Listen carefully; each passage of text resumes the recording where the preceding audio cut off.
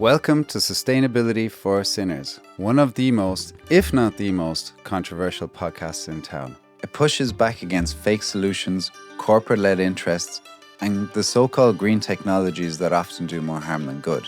With dark humour and honesty, it gives voice to people who are usually misrepresented, ignored, or just don't fit the mainstream narrative. It's about giving power back to ordinary people, from communities to farmers to activists to anyone that's sincerely trying to make this world more sustainable and from the ground up.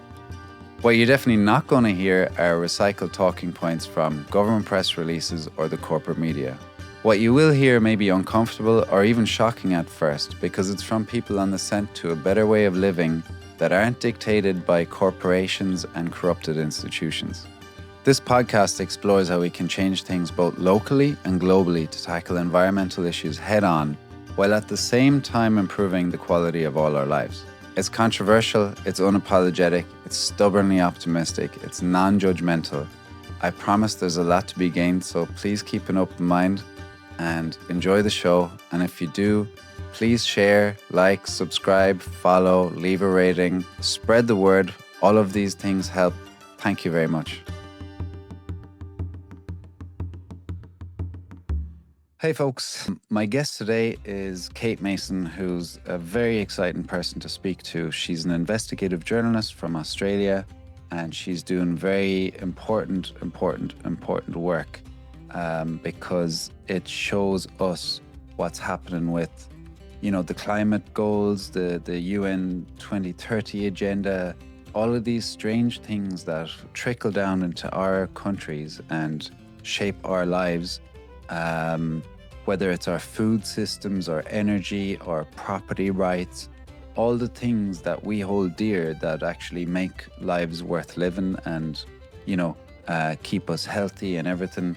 She goes very deeply into all the things that really do impact us. And yeah, she focuses on Australia as probably a case study, but it's the same blueprint all across the world that's happening. People could quickly go, oh, you're a conspiracy theorist about all this stuff, but it's not like that at all. She has all the documents, all the quotes, all the everything to back up her her opinions on things, her analysis of things, and it's literally the powers that be seem to be one step ahead of us in shaping things all around us, and we all know that there's some strange stuff going on. Kate's one of these people that shines a light on it, explains things in pretty damn simple terms, where it's accessible to the regular person. And what's clear with this conversation, as you'll hear, is we do need to come together on this. And I guarantee you, the things we speak about here, everyone cares about. There's no one person, I make the point at the end of the conversation, there's no one person that doesn't care about this stuff. So there's certainly stuff in here that is quite mind-blowing, but well worth a listen, because this, if you care about having a good life, your kids' lives, the future that we're going to be, we want to look forward to a future. We don't want it to be in jeopardy. And Kate basically exposes the darker motivations that are cloaked in very appealing, very pulling on our heartstrings, using our fears to manipulate us, and all these big agendas that seem to be for the greater good, but in actual fact are kind of still ruining things. So, or they're ramping up. So people's work like Kate needs to be spread out. People need to understand it, because it's literally what's impacting our lives, our regular lives. So that's why if it feels like it's a bit heavy, yeah, it is, but we also need to identify it to be able to change it. to understand that this stuff is happening all over the world. It's the same thing. It's the same thing. It just looks a little bit different, but all our countries are signed up to these things. So you and I, the regular people of the world, we are in a stronger position to shape the world we want, being aware of the type of work that Kate is showing us. So yeah, like, hey, enjoy it, and don't be deterred. It's important to realize that we are sitting here with hope. We're not giving up on things. We're looking to change things. So this is not a scare you type of interview. It's just to bring clarity around things that we've all been wondering about. We all are deeply concerned about how our lives are being shaped and what's going on in our countries and our regions, and that's basically it. Okay, I'll stop yapping. Enjoy the conversation. It's fun. It covers a lot of ground. You see that I get giddy with this because people like Kate are a gem that have dedicated their time and effort and to exposing all this. So I'm delighted. I found her work through Elsa van Hemelen, who's another investigative journalist doing the same kind of stuff in the Netherlands, but also exposing it on a higher level that shows that it's the same thing happening everywhere. Enjoy, take care, all the best.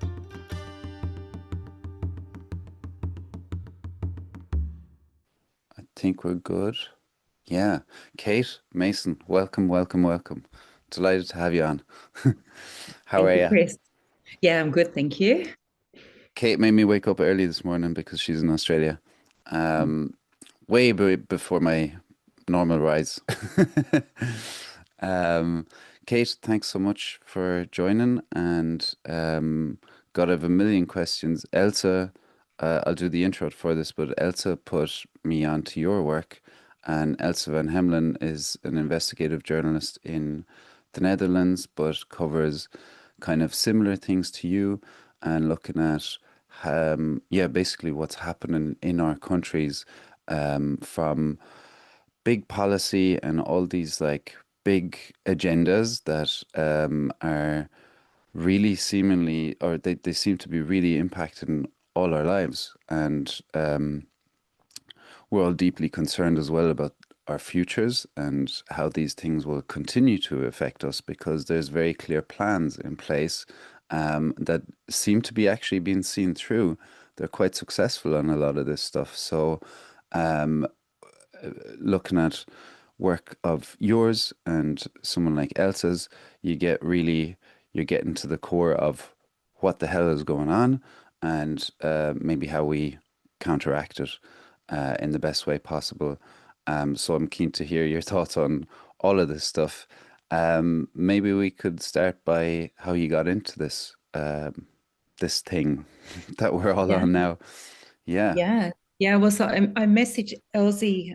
Elsie and I connected about food because I was trying to understand about the lab meat and how it looks and what's going on. So that's how she and I connected back a few years ago. So I've just been looking at plans, government plans, and where they're coming from. So taking it up to the United Nations. Haven't really gone further back beyond the behind the United Nations, but looking at how policies and plans are coming down through the United Nations into our governments, pretty much under the focus of food and Mhm. the synthetic food push. So I really want to talk to you about that because, and then also regarding private home ownership as well. That's sort of just landed on me, and it's become bigger than Ben Hur in terms of understanding that. So managed retreat, moving homes and properties and businesses preemptively before a disaster strikes. And Mhm. Australia is really in the hot seat around that. There's a huge amount of government plans coming out around it. So I think there's a bunch of things coming in under sustainability, which is why I'm very excited to talk to you about it, Mm. because there's a lot of things that are in there that I think are completely disingenuous, Hmm. deeply concerning, move into centralized control, take away the rights of people completely, even to what we want to eat. Yeah. Um, and I very much, I'm on the side more of the small farmers, organic food, biodynamic, working in harmony with the land. And what is being talked about is completely synthetic. Yeah. So I wanted to talk to you more about those things and my concerns regarding where this is all heading. And I don't feel like enough people have got their eyes on it. Yeah, and it's extremely tricky too. I think people grasp these things really quickly when they see the outline, roughly, you know? It's just somebody has to show them. They have to do the digging around in that work passionately and then put the pieces together. But once people can see how it all fits together, they're like, oh, okay, yeah, now I got you. So the way you've explained it a few times, I was like impressed with. Um, just these aha moments, like, oh, that's where this bullshit is coming from. Apologies, but that's where this is coming from, and how it's trickling down. Like you said, the UN. Um, I think people are going to have to wrap their head around the idea that some of these institutions aren't all good.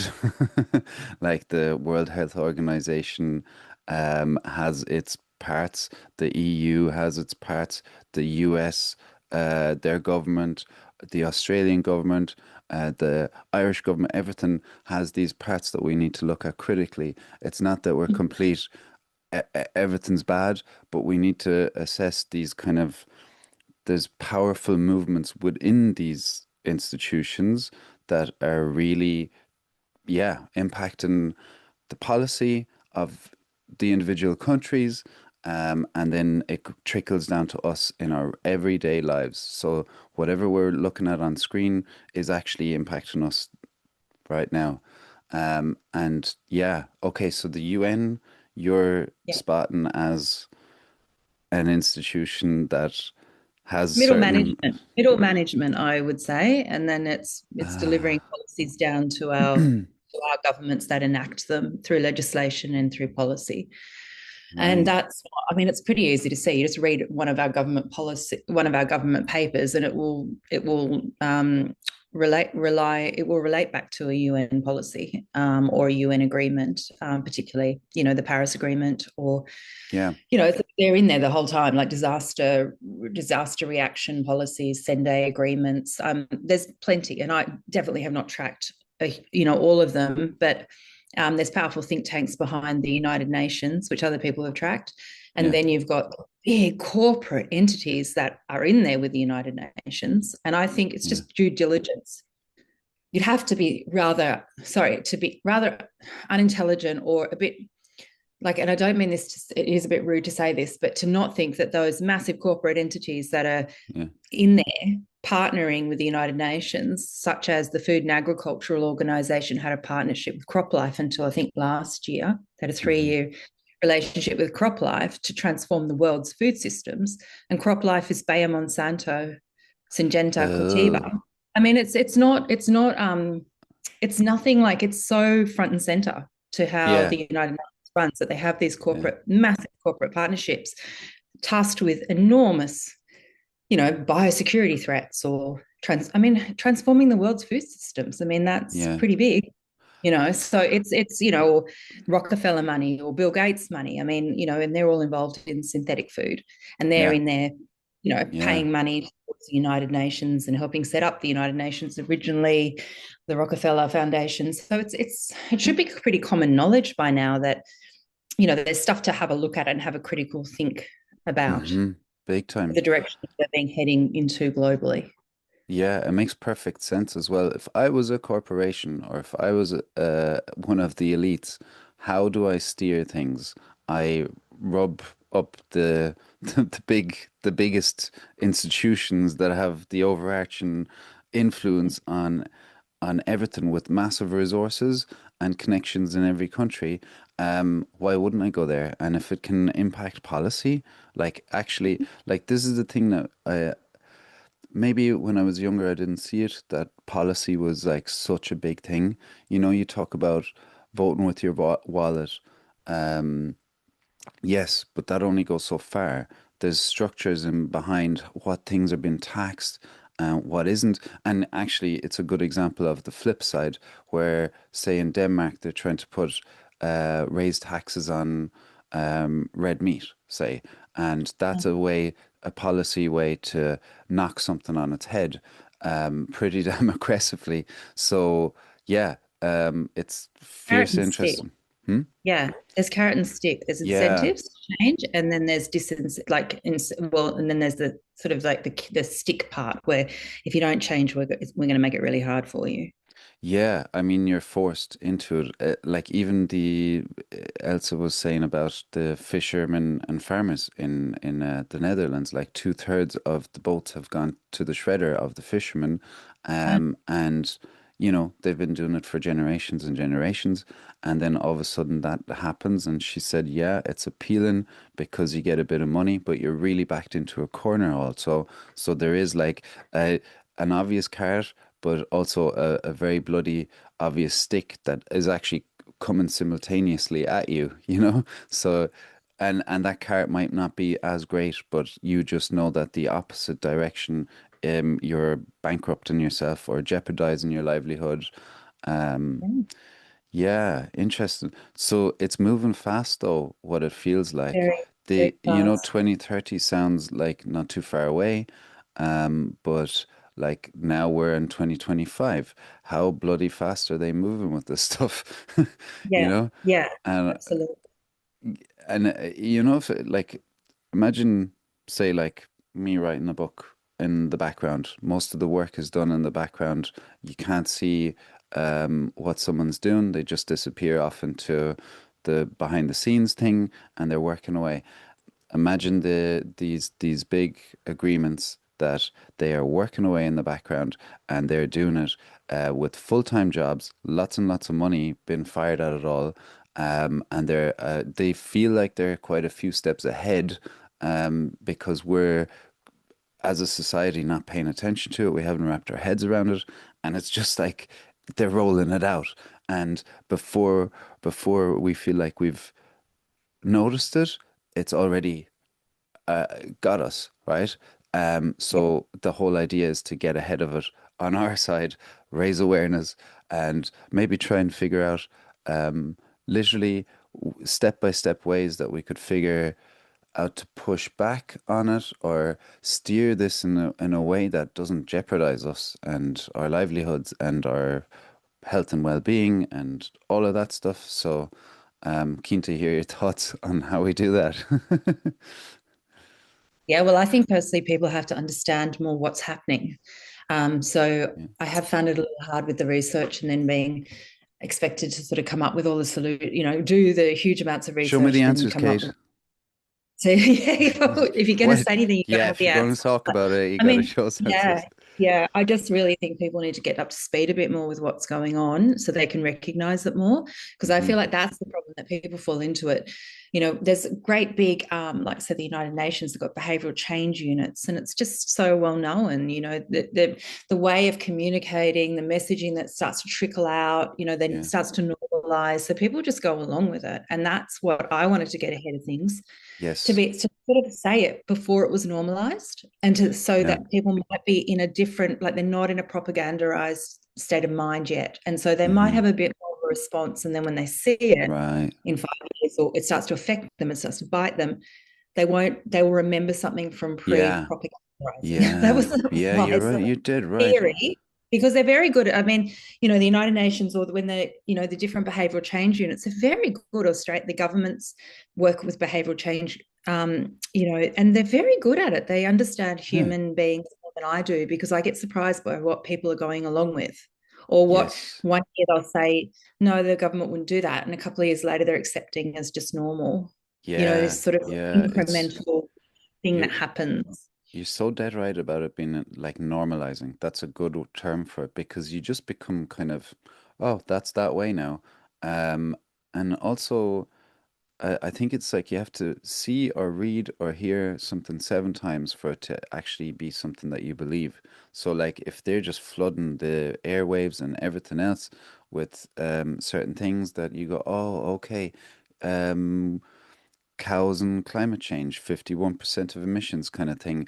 You hear it enough, you see it on the news, you see it on the newspapers, you hear influencers talk about it, and then all of a sudden you go, well, that's a fact, right? How could it not be? It's around me.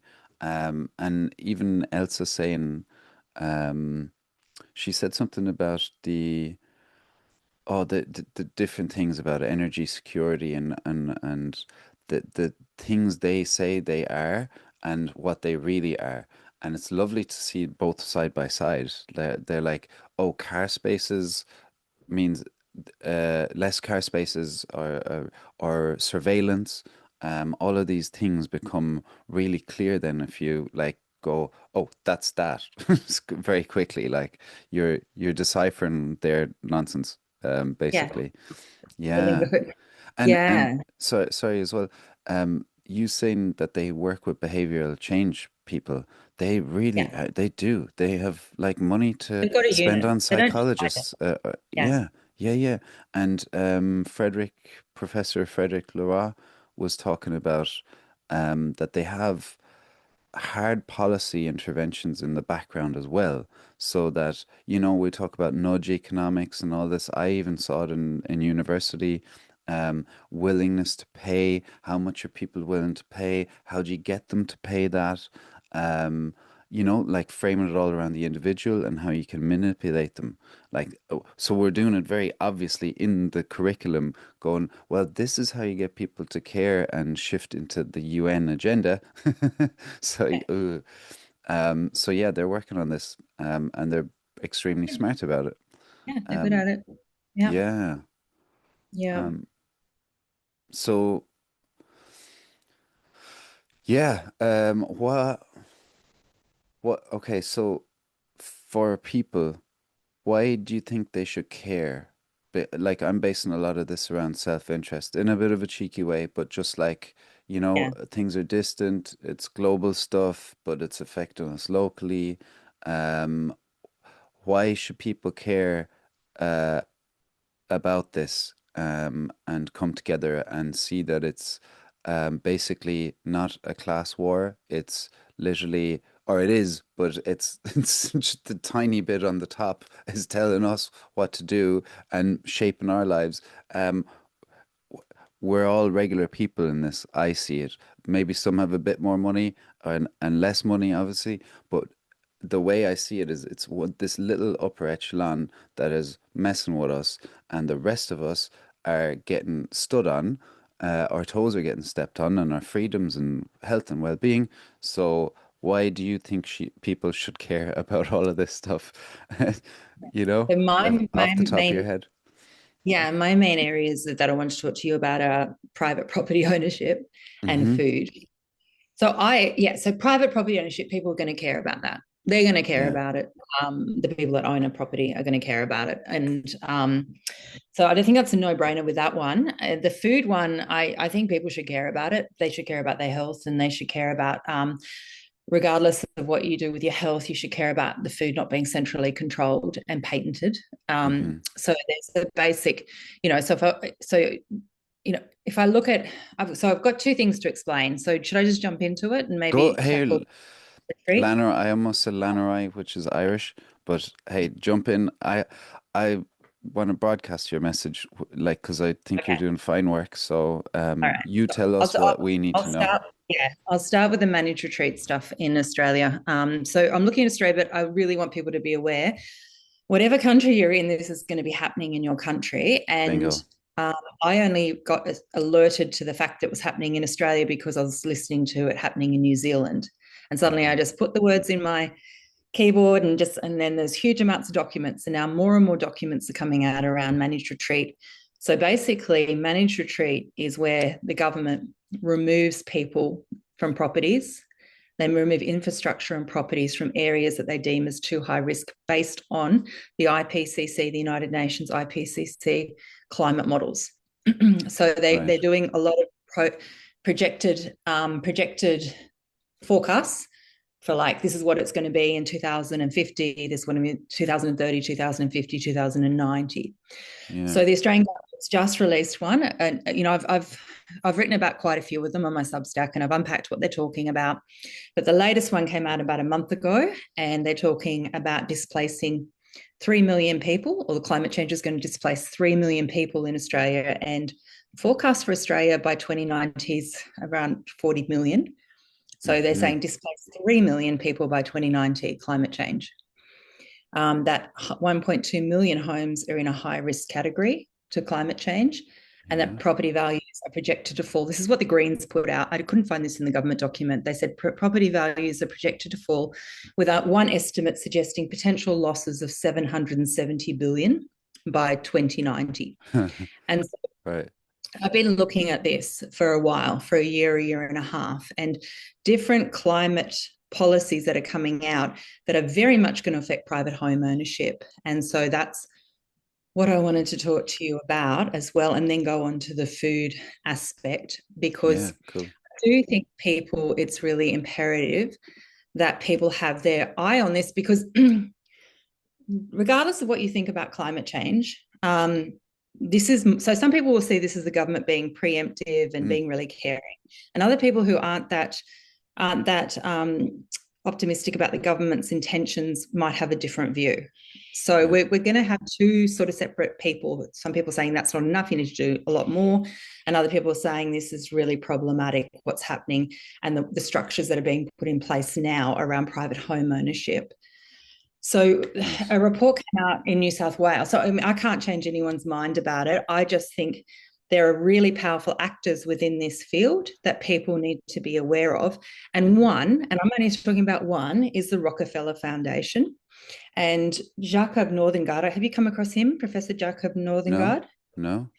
So he's written a book called Rockefeller Controlling the Game.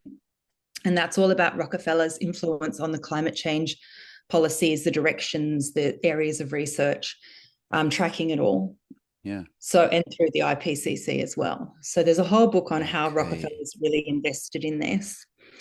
And so Rockefeller's only one big aspect to this, but I think it's really important. In a couple of years ago, Rockefeller, I don't know when, I think it was 2015, Rockefeller Foundation paid for, around the world, they did the Resilient Cities. Oh, was it Resilient Cities? No, it's not Resilient Cities. Now I've got a blank about it. Resilient Sydney. Oh, yeah. So it's Resilient Cities around the world. They said that they would sponsor a worker in quite a few different cities. So we've got Resilient Sydney and Resilient Melbourne. And there's other countries around the world as well. And so they paid for a worker to come in and start to work with all the councils around climate change and making Sydney and the area surrounds more resilient. Now, they've got a lot of policy papers and around how we need to do, how things need to change. They talk about things like in their policy paper, they work with the Council of Sydney, and it talks about, people having to be moved together. They talk about managed retreat, that people are not going to be able to live in certain areas, that they need to move communities together. So you're not just moving, a couple of people or a couple of houses. You're talking about moving a whole little town or a little village together into somewhere together, which implies that you're moving into something that's probably newly created, because you're looking at housing a number of people in the same area, and not everyone would want to do that. Yeah. They talk about putting climate overlay projections on housing certificates, and they do talk about how that's going to be problematic for people's prices of their houses. So there's a number of things they talk about in their policy documents, which the New South Wales government, when they put out they put out a paper a year ago, which is what sort of alerted me to how serious this is always going to be. They're using a lot of the Resilient Sydney, the Committee for Sydney, the Committee for Sydney partners are IKEA, the big consultancy companies, like massive big players, global players. Ernst & Young and PricewaterhouseCoopers. Ernst & Young and PricewaterhouseCoopers and big insurance conglomerates. They're all coming together. They're creating these policies, and it looks like the New South Wales government is really just sort of changing them slightly and putting them back out. And so you've got big global players actually setting the agendas around all of this, and it's pretty transparent and easy to track. I'm hoping I'm not going to jump around because I'm going to give you lots of information. In 2022, a New South Wales Reconstruction Act went through, and they created a Reconstruction Authority. And the woman who's now high up in the Reconstruction Authority was the Rockefeller woman. Ah, And so now she's in government. And I'm not saying her particularly, I'm just saying the way certain things are thought through, yes. the lens that it's looked at. You've got the same people working privately, funded by Well, Rockefeller, and then they're in key government roles. well, sorry, yeah, go first. But And that, yep, yeah, the that per. act, Sorry, I'll you just go. say one point because I'm butchering your track at all. The Purdue thing with the opioid crisis, where it was very clearly the in America, the Purdue family, the Sackler family, um, apologies, they created that drug that people were using, and they had this revolving door of private industry going into the regulatory side, the Yeah. Food and Drugs Administration, back and forth, and they're all influencing one another. And it's very clear that stuff happens, and that sounds like what could be happening there that you're describing. Yeah. Yeah, exactly. Exactly. So there was an act passed in 2022, the Reconstruction Act, and that allows a minister, like a government official in Australia, to Hmm. preemptively be able to move people off land Oh in New South gosh. Wales. So they can say, we're concerned there's going to be such a big disaster. We can move. They've got the power to move people off the land. Mm. So that was passed, and really no one talked about it. And it's a massive thing for a minister to be able to do that. Would have come under under the guidance of this authority that was created. So, Yeah. yeah, and And New South Wales government released a paper in 2024 talking about there's going to need to be widespread managed retreat through New South Wales. phew, and I don't think they've released the policy yet. They said they'd release it mid this year. I haven't come across it if they have, but I've Jesus. been having a little bit of a rest this year. And they use the highest. So the IPCC's got different pathways that they use Mhm. regarding, the catastrophes in the world, depending on how much you decarbonise. And so the New South Wales government in that report was using the most highest 8.5 pathway and Yeah. then use all these compounding risks. So they use different models. They say we're going to use a model for the likelihood of different areas for fire. We're going to use another model for the likelihood of flooding, then another model for this and that. And they had about 6 different Hmm. areas. And then they compound all of those models and to give areas a ranking, like a number. So they go high risk, high risk, Red high risk, zone. compound all the high Yeah. risks, and that's your number. And then they're talking about doing overlays on the area. This is the climate change projection for this area, Hmm. which could be really, really serious. Even though they're And doing worst case scenarios always they're from, doing worst case yeah, scenarios in that yeah. instance. And then they talk, and that will affect your insurance. That it's already starting to In a affect good people's. way, Kate? No, Oh, in a bad way. Gotcha. More in a money to bad spend. way. Yeah, right. People's insurances are going I to was so hopeful are there for a starting to second. skyrocket. Yeah. Yeah. So that's sort of stuff that's happening. And the other thing that's happening in the background as well, there's a number of things. There's another thing that's happening is that governments are broke. And Yep. so local government says, the local government New South Wales Authority says we're broke. More and more has been expected of Have local they? government. Yeah, they're saying it themselves, we're broke. Then you've got Okay. Larry Fink from BlackRock, Yeah, but who's who's water, now the WEF guy, right? yeah, Hilarious. Why? and How did he's he get just that bought job? Yeah. Mm. he's bought global infrastructure partners, which are saying governments are broke and private interests are going to start funding public infrastructure. So we're talking not just, Uh, we're at an infrastructure cliff, according to local government New South Wales, where even just roads and sewerage and normal stuff has hit its cliff and needs to be replaced, let alone okay. all the digital infrastructure that they need The to put into surveillance, everything. right? So you've got all of that going on. So privatizing of our public infrastructure is on the cards. Oh, Jesus. Oh, So actual privatization ideas. Oh, yeah. I see. Sorry, you're moving very fast on this, and it's great, but just thinking about that like is mad because like privatization comes in so often. You know, if something's failing or there's something an issue, then a Maggie Thatcher or a Richard Nixon will come and go, well, you know, we can privatize it, we can get access to more private capital. There's loads of money out there. It's going to do so well for us. We're going to have the best water systems ever. And then what happens? They screw the whole thing up. Take as much money out of it, never reinvest in it, and then you have a situation like the water situation in the UK where they've been chronically underinvested, and yeah, all the dividends keep getting taken out by the corporate ownerships. And what it was sold on back in the day was you own a part of your water. You own it, like the English person or the British citizen can own a part of their country, yeah? And what happens? That sounds like small investors all owning a little share of it. No, it's ended up in foreign institutional investors that have a stake in your water that they're not investing in and deteriorating. Then they let it dry out, the whole thing, claim bankruptcy or that they need money from the state, which is ultimately the taxpayer, who then goes to have to try to bail out them and the whole water situation because they need clean drinking water. So they've backed you into a corner, and it's all on this on the promise that privatization is such a good thing.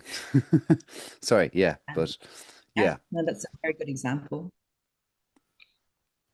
Yeah. yeah, Um, okay, so there's a couple of other little parts that come together with this, but there's an insurance, Climate Council of Australia. Was a report, which actually was what alerted me at the beginning that there was an issue, and it says one, and it was because it was on the WEF, the World Economic Forum website.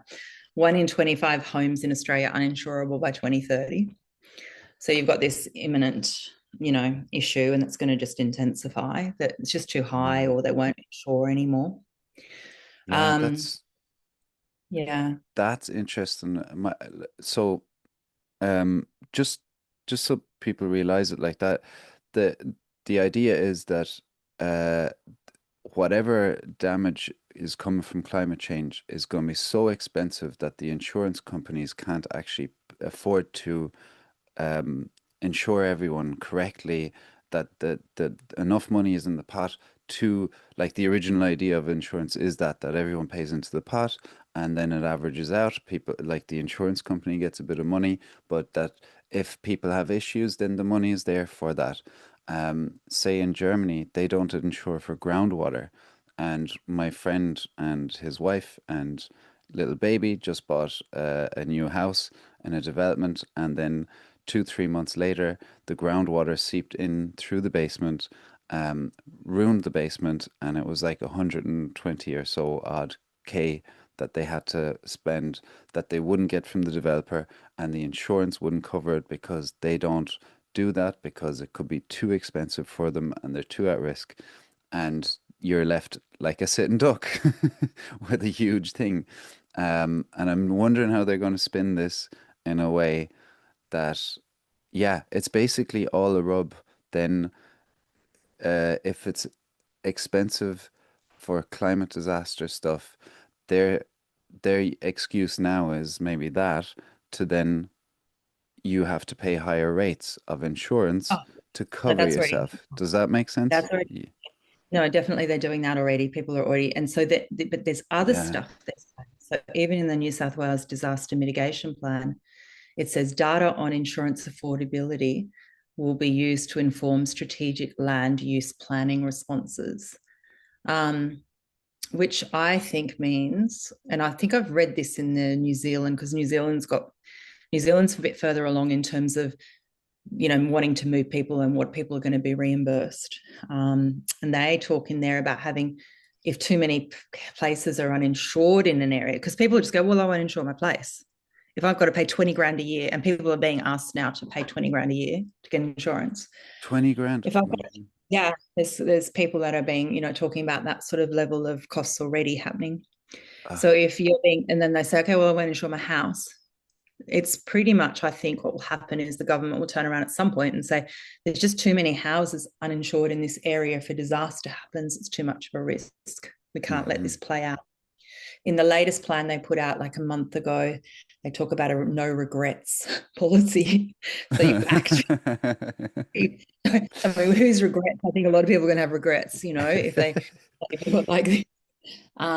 So that's another thing. The other thing that's creeping in Australia right now. So you've got all of this. You've got insurance going up. You've got privatizing potentially of infrastructure, and it does Mm-hmm. say in one of the plans, I think it's the SID committee for Sydney's plans, insurance private companies will be deciding where or not they'll keep infrastructure up to.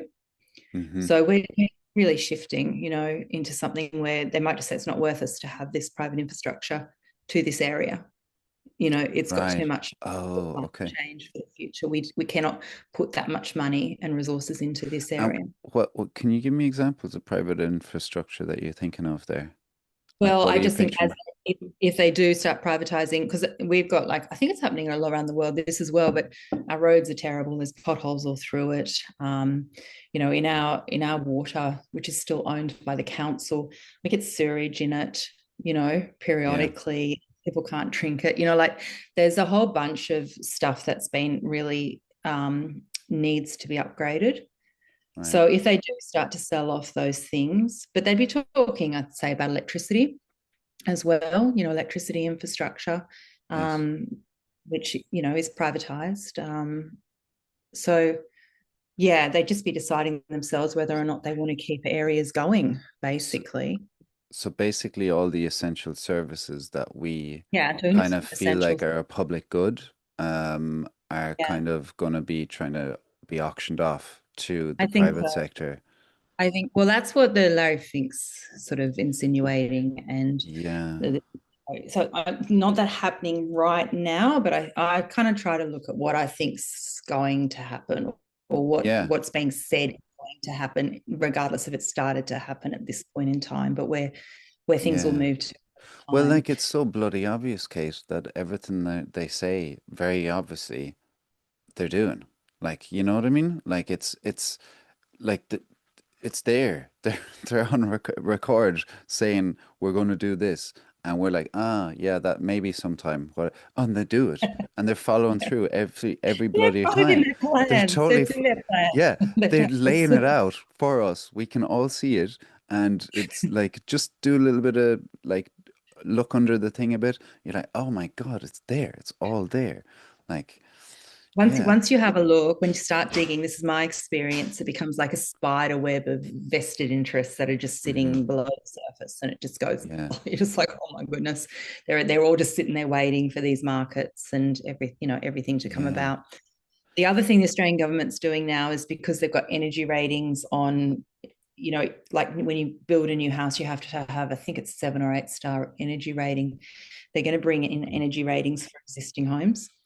And I haven't looked at this for 1 year, so I'm talking about information that's 1 year old. But they were saying at that point that they're looking at a 5 star, trying to get existing homes up to 5 star energy rating, and that the most of the, like 90 something percent of Australian housing stock is at 1.8%.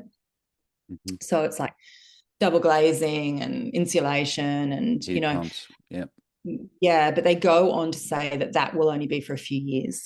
And then that's incremental, dependent, on new technology. And so they'll just keep rising up the stars. You'll have to have a smart meter and smart Yes. technology. You'll have to Yeah. have solar on your roof. You'll have to do all these things incrementally. But I went to the organization that's behind, the government paper, and Hmm. looked at what they're talking about. So they're talking about disaster resilient homes as well, and getting houses up to like 10, like really Right. houses up to a state where they don't use any energy for heating and The cooling. passive house kind of thing, right? Yeah, That's so the that's looking definite. at like a knockdown, like if that's where they're trying to push people up to, like that's not something you can just do, patch up your house and do Yeah. that with.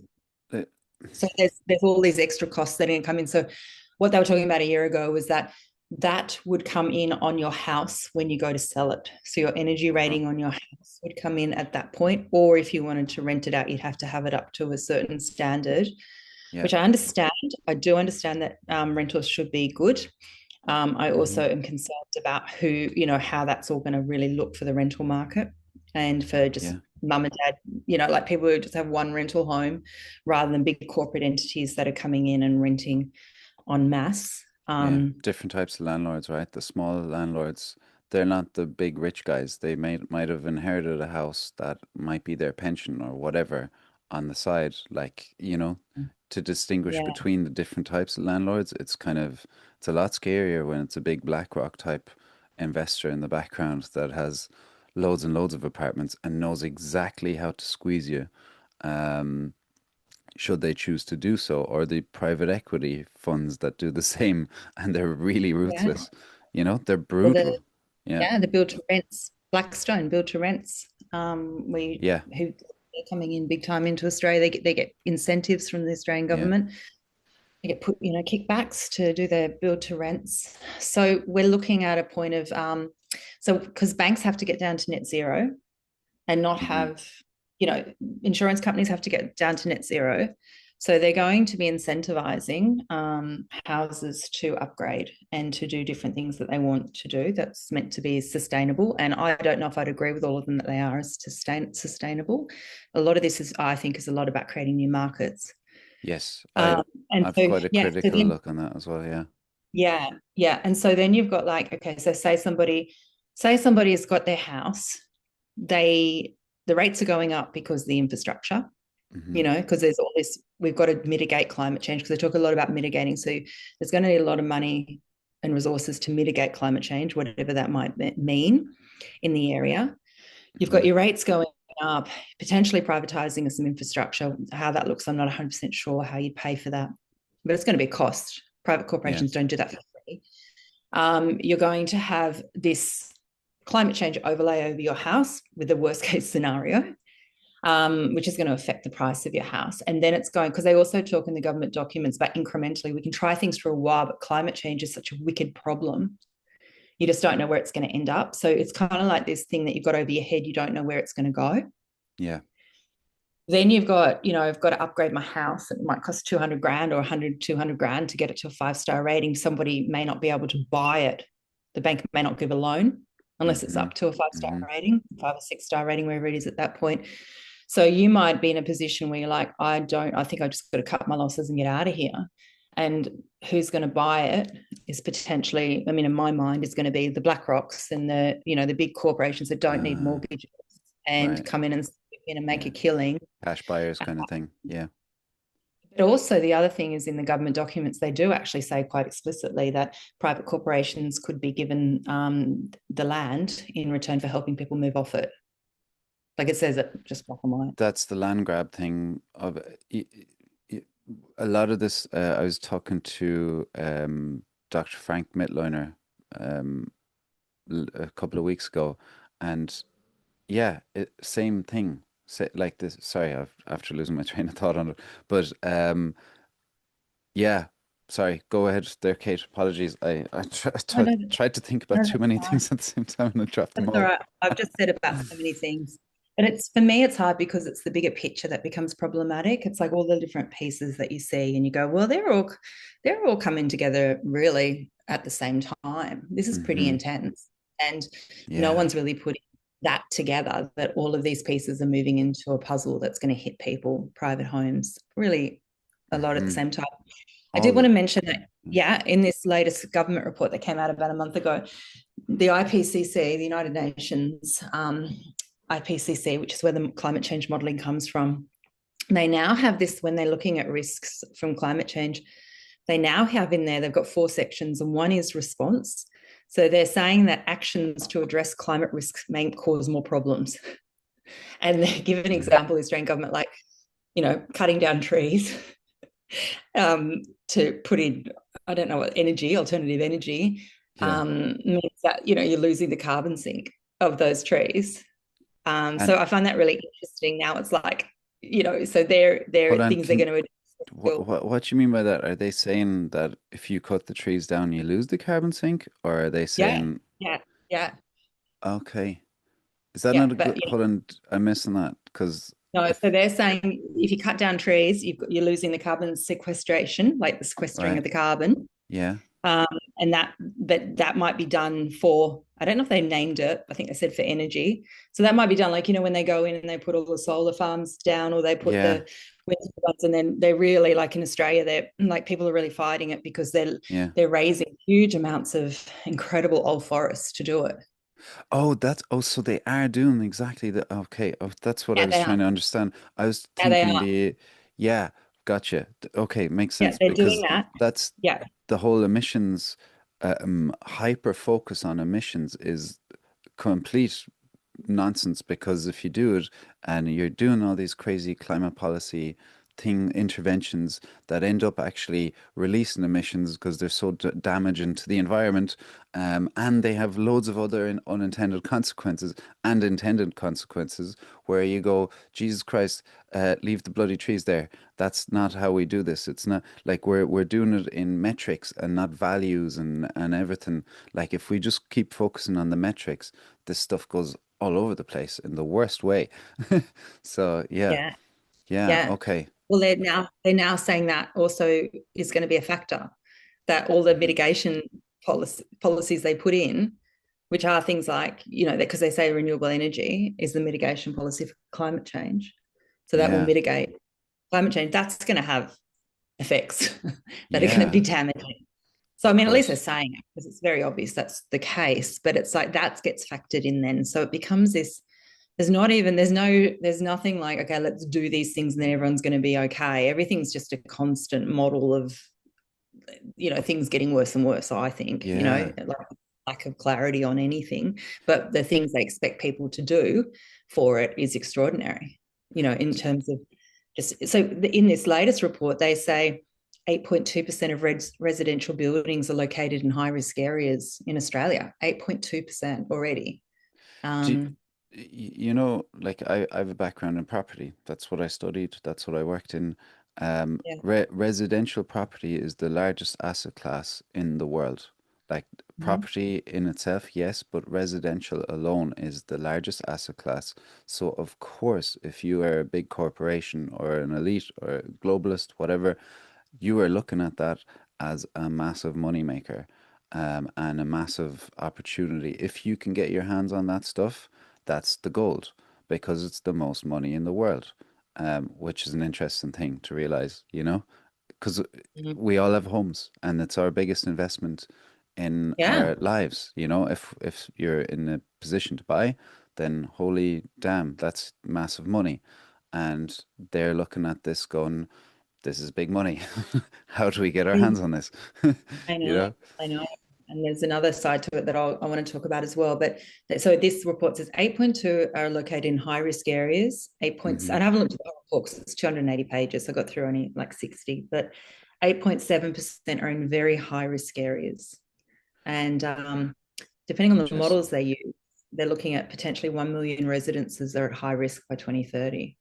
Like Wow. when this is moving very, very quickly. It, And they talk about communities with poor infrastructure are more vulnerable. So they talk about these, the IPCC started to put in socioeconomic factors like, are people more vulnerable, mental health, hmm. financially, can they recover? Is there much infrastructure in the towns, or is it going to be really problematic if there's a This, disaster? So they're looking at all of that, and they say regional areas are much more vulnerable, as uh-huh. well as the Indigenous community areas. So let's call it this. The poor, vulnerable areas are the ones that they're circling around like hawks. And Well, it's they really yeah, fun. Like I, it will probably come out sometime anyways, as I ramble on. But the investment management stuff I worked in, I considered a job in private equity, and in Germany they're called locusts, for a reason because they come in, gut the place, try and squeeze the most vulnerable, social housing, elderly, everything. They want you either out or they want to squeeze more rent out of you. So they're really taking advantage of the most vulnerable in the world, say. And now what you're talking about there is a very similar blueprint. And I actually turned down a job in exactly this for moral and ethical reasons, which, you know, um, as a young guy, you've big money promised in a job like that. It's going to be a lot of work, but it's going to be quite ruthless. And the guys that work there, ironically, one of the guys worked for Donald Trump before on developments and stuff. And the justification he has is, well, if we didn't do it, Yeah. somebody else would do it, right? And then I hear the CEO of that company, which is a massive one, say, well, look, if we didn't do it, somebody else would do it. Right. Okay. So Hmm. that's their build, and they are Well, they're the talking exact about, yeah. design for the vulnerable. So this fits in with that, Kate. Sorry for the rant, but that this really No, no, fits in I agree along. with you. I'm very suspicious of it because it's like, well, those people, we need to help them more, so it's going to be couched in this very compassionate way. But I'm very, very suspicious Mm-hmm. of it that it's the regional areas and it's the Indigenous areas Yeah. within Australia, Indigenous people who, yeah, that's where they're talking about. They're basically talking about 10 kilometres around the coast, and we've got a lot of coast in Australia. 10 kilometres Mm-hmm. around the coast, particularly the east coast of Australia, which is the Sydney area, Sydney side. Up to 10 kilometres, it's going to be problematic to live within that 10 kilometres because the salt water is going to get into the drinking water and to the infrastructure, and regardless of even if you live Interesting. high or whatever else. They're not saying managed retreat for all of it. They're saying managed retreat for some of it, but it's Yeah. incremental. It's incremental over time. By 2090, it's really serious to be living in these areas, in high risk areas. Okay. So the other piece of the puzzle I really need to bring in, because I think it's really crucial, is mining. So Australia is seen now. Australia has put itself as a critical mining superpower, Right. and we are the world's leading producer of lithium and titanium. And in the government report in 2022, Unlocking Australian Critical Minerals Potential, it says 80% of the country is considered underexplored for critical mineral mining. Mm-hmm.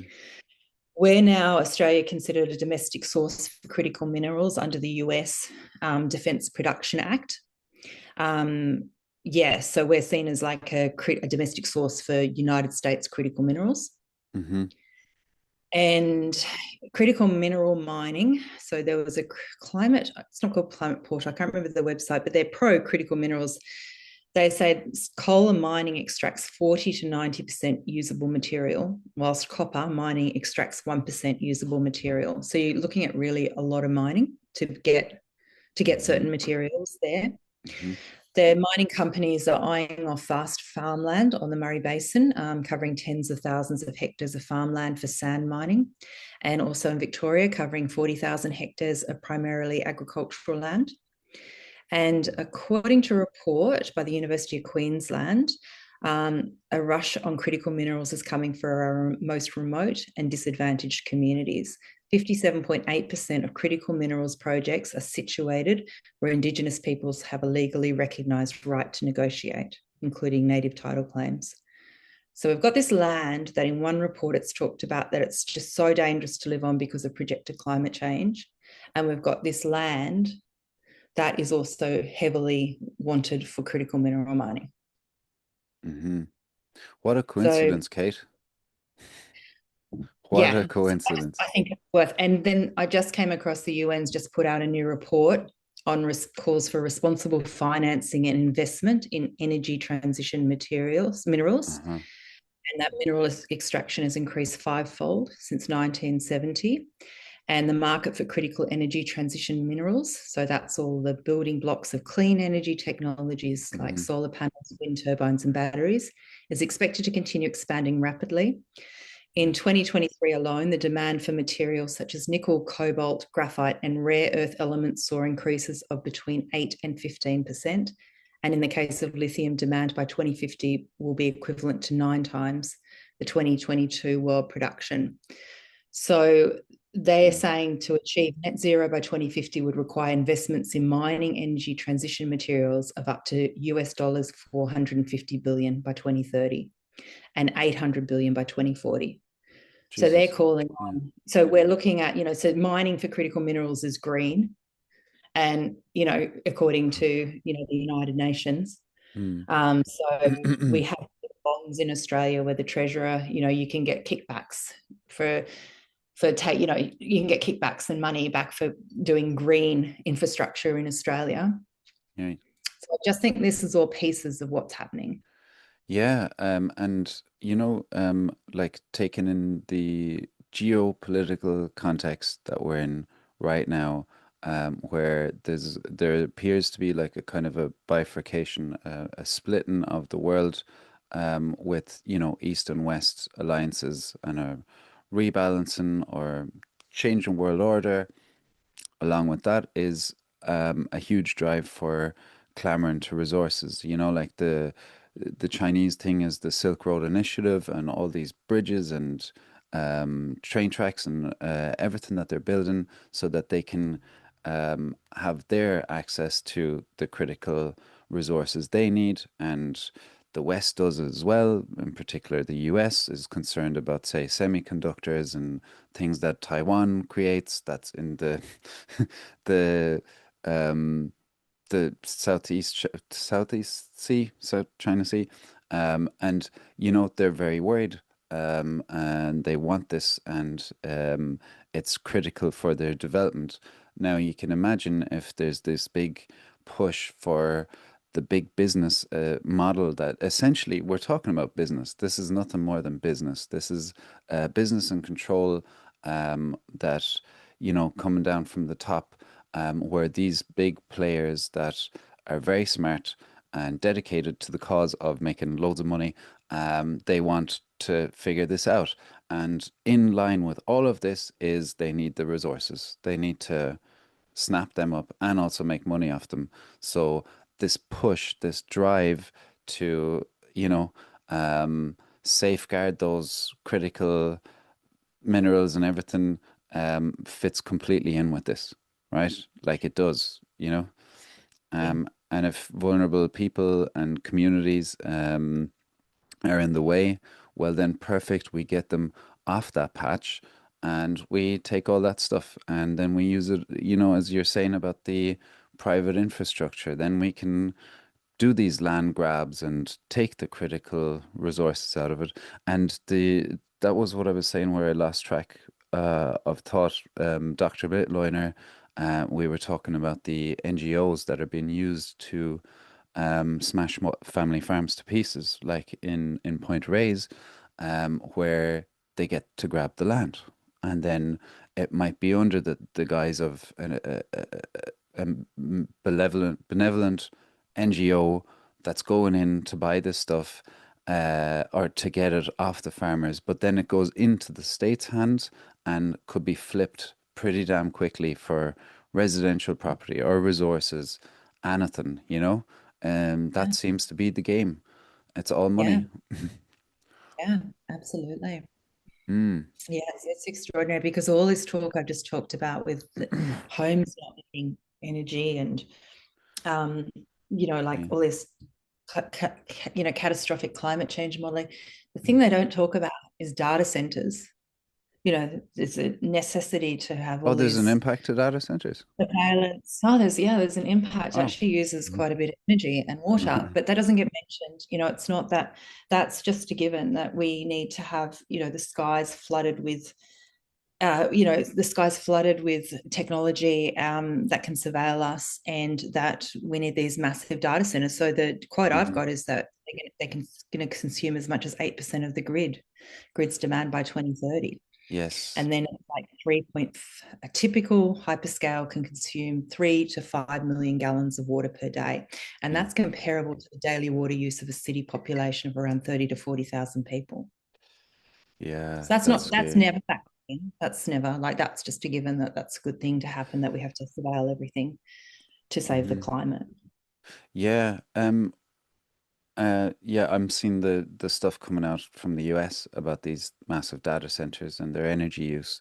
And they compared, like there was one family that had, I think it was $240 for their energy, and prior to that it was like $140. So it's like after jumping a huge amount because the data center comes in, uses all the power from the grid, and then the less power those stations have to produce, they go up the line of well, what else can we burn or what else can we use that's probably more expensive um, to use in peak times, right?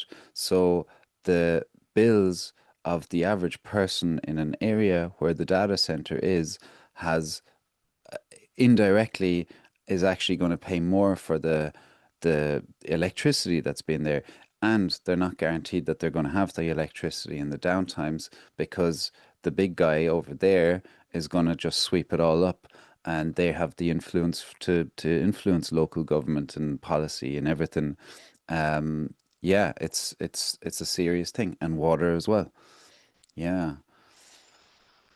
One thing that I wanted to say about 10 times, you were talking about the disaster climate projections and how they use the modeling to as a reference point for their decision making and their plans. Michael Mann, Professor Michael Mann, who's been quite critical about, he believes in climate change, but believes we need to do it in the right way. And, he's so far, what I've understood from him is that he's quite open and honest about things of being critical about where people are using like fear mongering to either generate likes, sell books, sell articles, and drive you with fear. And he was saying that um, like the hot house earth is one of the whatever most read articles once upon a time in some publication, and then it became a bigger thing. And then there's David Wallace Wells's um apocalypse, whatever, something like that. And they're all, he critically looked at them and said they're all using worst case scenarios or scenarios that are not even scientifically backed. Like the Arctic methane bomb is a speculative thing that um, climate scientists say could happen, but they really drill it in the worst case scenarios the whole way through, and that can drive you to be more fearful. And in this case, if you use the worst case scenarios, you're really shifting people into higher insurance, getting them off that land because it's dangerous for them. Yikes. Yeah, so That's that's how what's in that's the used. Australian government. That's what's in the Australian Weaponized. government documents. They say there's things in here that are really unlikely, but if they did happen, it'd be catastrophic. So they're included. Right. So Yeah. it's like a risk, that risk lens. When you're at work, what's it called? Like a work health and safety, like where you go, you rank it like SWOT likely. analysis. How serious would it be if it happens? And you get that Okay. ranking. It's sort of like that. I think it's like highly Yeah. unlikely. If it happened, it'd Yeah. be really Yeah. Yeah. bad. So we have to keep it in there. Yeah. It's funny as well what you can use climate change and these bad projections as an excuse to do a lot of things. And say in California, what I was reading up on once upon a time was their projected sea level rise, and there was all these like big mansions along the beachfront properties, and they were in areas now where a lot of people say the homeless crisis has gone out of control. There's people sleeping on the beaches, and when people would try to sell their houses, they'd pay the people that are there to leave for the day, for the open rooms to come in, so that the potential millionaires that are going to buy it are like, oh, this is lovely, and there's a nice beachfront with no homeless people outside it. um, but the whole argument they were making, the ownership of this group was, well, climate change, rising sea levels, the state should compensate us at open market value for these properties so that we can get out of there, right? Because the property values have probably dramatically fallen because of the issue with the homeless crisis right there in front of them and the higher crime rates and all that. So they're getting or they're trying to get the government, so you're the taxpayers' money, to buy these expensive mansions at high market values, which I guarantee they will also try and manipulate to the highest level, right? Because they'll cash in on a good sale where otherwise they would have lost money from um, putting it on the normal market. Yeah, so you Mm. can use climate change as a great excuse for a lot of things. You can use climate change. You can use it. for why there's no insects. I saw that in England, climate change is no insects is because of the climate change. And I was Oh, thinking, well, oh, it's there's not no about the insects chemicals in though. Australia. No, it's got nothing to do with the Oh, amount. don't I was think just about like, the well, in chemicals. Australia, it's because they put so many bloody pesticides and chemicals and fipronil bomb. The fipronil bomb everything here. So They what from? What do I know? fipronil, it's a highly toxic chemical that they used. They killed the bees in New South Wales a couple of years ago. I don't know if you knew about that. No. They went through and they killed huge amounts of bees because there was a pest, varroa mite, that came into Australia and Uh-huh. had been already been in Australia for a number of years, but they didn't say that at the time. They said that at the end. Oopsie, we realise now it's been here for a really long, for longer than we thought, but they knew it from the start from Christ. me just having conversations with people a bit more in the know. So they went around, they basically said, we've found varroa in this area. So then they put a red map, it was like this red map. And then within a 10-kilometre zone of where that varroa mite was found, you had to kill every single bee in that Hmm. area. And they went around and like they poured petrol in people's hives and tied, just tied them up really. So the bees suffocated. They went around, they put fipronil in the bush in traps, and so to kill any rogue bees which would have a flow-on effect into the natural environment, and yeah, just did that until lots and lots of bees were killed until like a year later. And I fought it. I was part of a group that fought it Yeah. because it all didn't make any sense. And I really looked at it very close up, Yeah. very concerned about what they were doing. Of course. A Yeah. year later, they go, oh, we can't do anything about it. It's too late now. And oh, by the way, we think it's been here for a lot longer than we initially thought, Jesus which I thought Christ. people should be up in uproar about. But I don't know, everyone's pretty complacent. And people were very upset, like some people about the killing of the bees, though, their Mm. bees. Yeah. I mean, yeah, the pollinator thing, just I don't, I think because, like I grew up in a kind of a focused house on environmental stuff. And, my mother had an organic health food shop and my dad Mm. studied horticulture and like they're both, yeah, they both cared about all of that stuff. But I remember, um, a time where I was not attuned to environmental issues. Like it just, like rebellion against that type of upbringing. And I remember not really grasping the idea of how important pollinators are. I remember that. So I can just go, okay, yeah, it's just going by the wayside, but it's really bloody important that we preserve these things and keep them going for our existence as well. Without them, we're kind of screwed. And Yeah. that kind of does anger me to hear that Yeah. They, nonsense happened. and then That's now they're nonsense. they're doing it in fire ants up in Queensland where there's fire ants, and to Yeah. try to kill every last fire ant, they're bombing places with fipronil Well, and going around a couple of times a year, putting it in childcare centres everywhere around certain areas. yeah, bloody hell. Everywhere in the garden. See, Like, so they wax lyrical about climate change and they do these most horrendous mass poisonings at the same time. Kate, yeah. Yeah. Have you seen, like, even in China there was some outbreak of something where they were making sure they sprayed people up and down, that were coming into the neighborhoods. They systematic spraying of God knows what in the neighborhoods.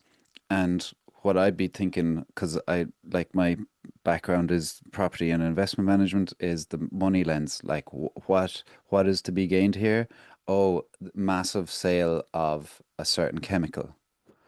Massive sale. And what you're talking about there sounds like, oh, the same chemical is being used again for reasons to eradicate some threat, but ultimately it's probably just money that's driving that. Yeah. Um, Yeah. and I with think it's no only. damn care given at all to the extreme, that's massive damage. Like I wonder how much, Yeah.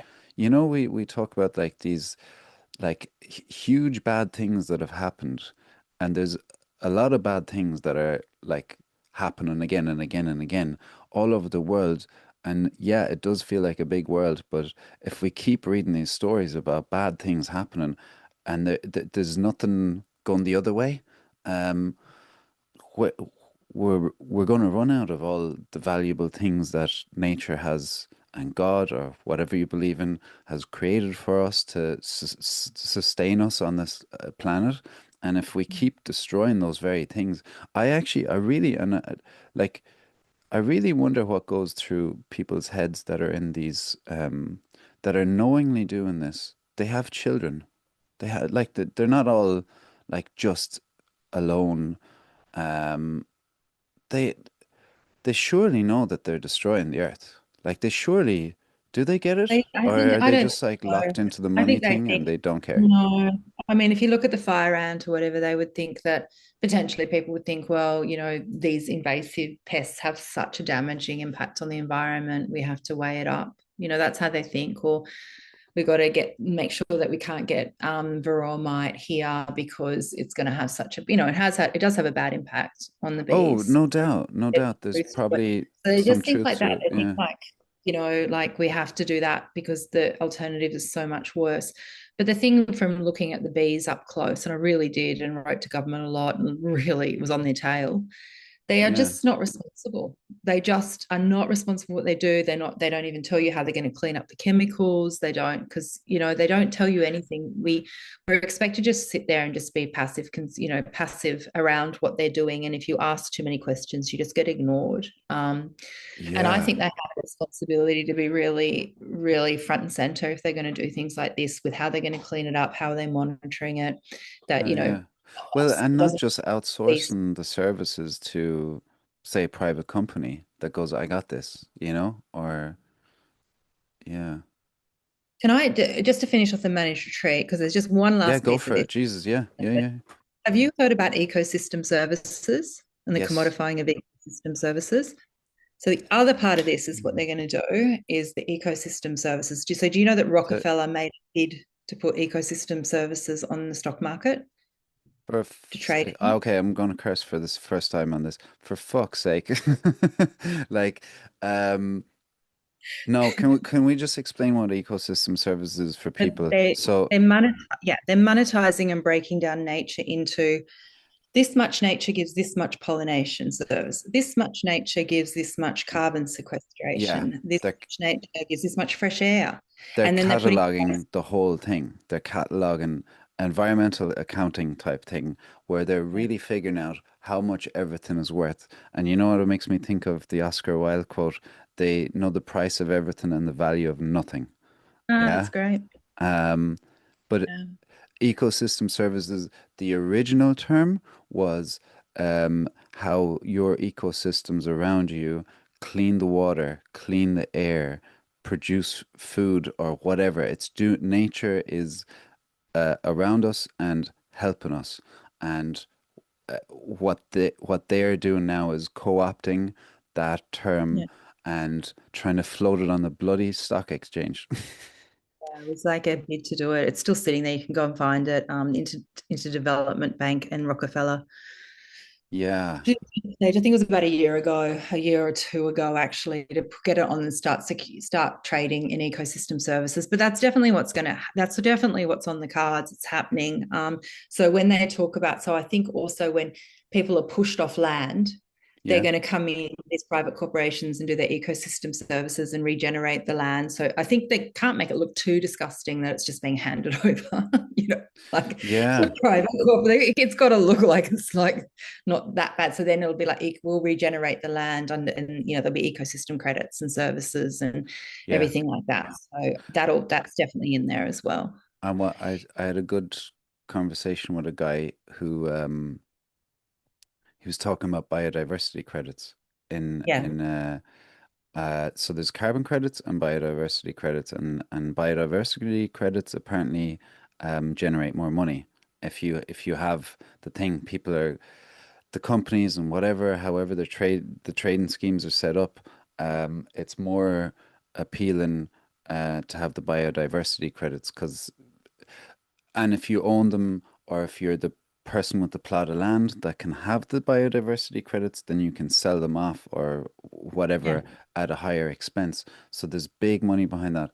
And what I'm also thinking is a lot of these climate solutions from the chemical and seed companies, are probably going to say this, if we add this to the biodiversity into this ecosystem, it's essential. It will generate more biodiversity. So buy more of our chemicals and seeds and da da da.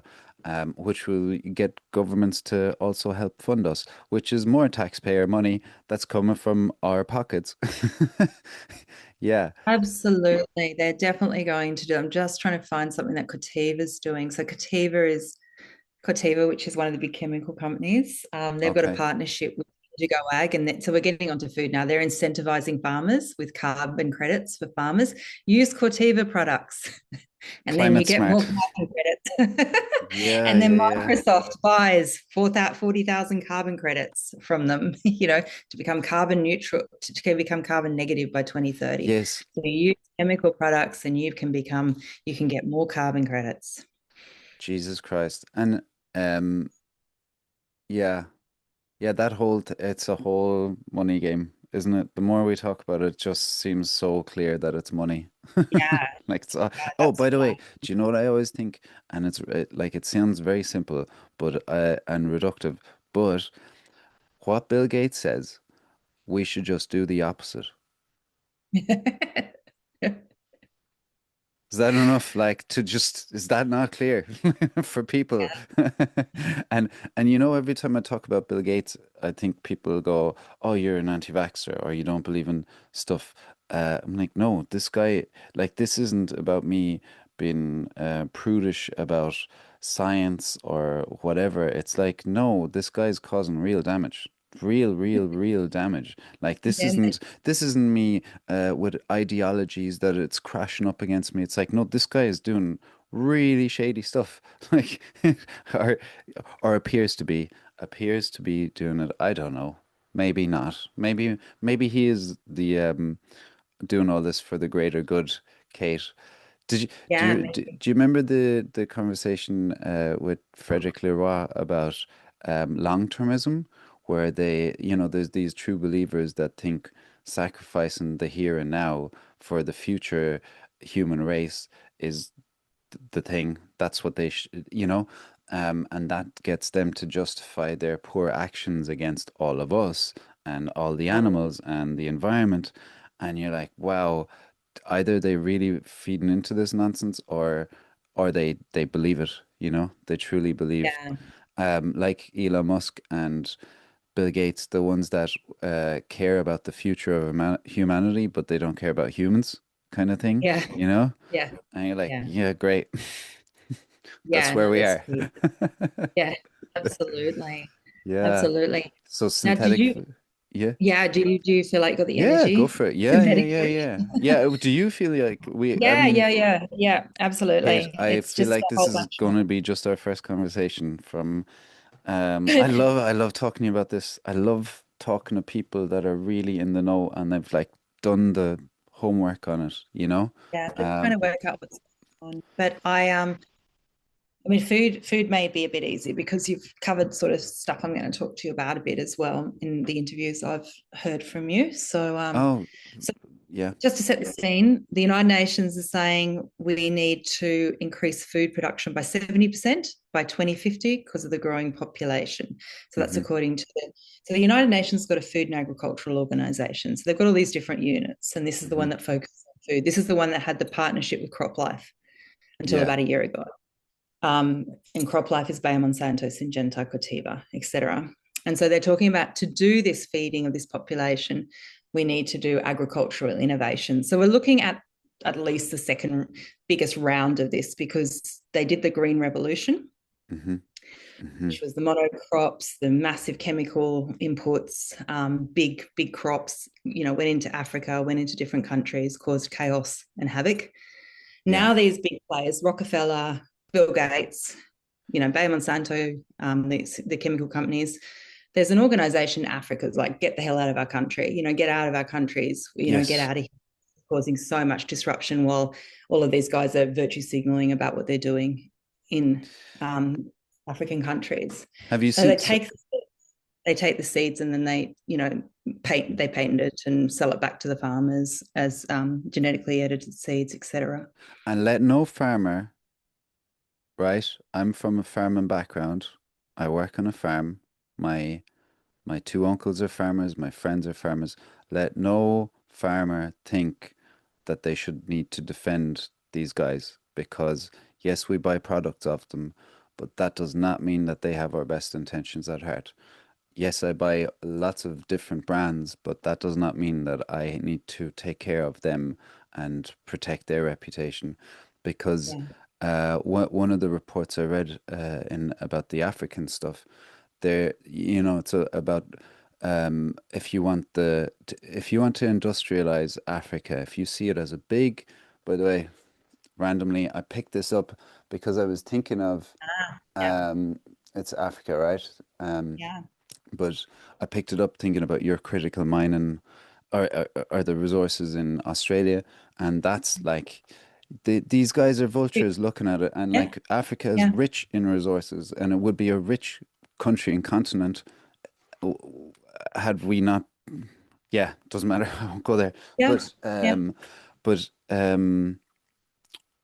lost my train of thought on that. Yeah. You're just talking about no need to defend them, even if Oh you are yeah, yeah. a chemically, chemical So farm that's relying on so chemicals or the report I was reading was like a documentation of a town hall group that were talking about the new laws that were being brought into legislation. I think it was Kenya, and Hmm. basically the farmers were not allowed trade seeds. They were not allowed to store native seeds, and if they were caught doing it, I think it was 10 years plus jail time.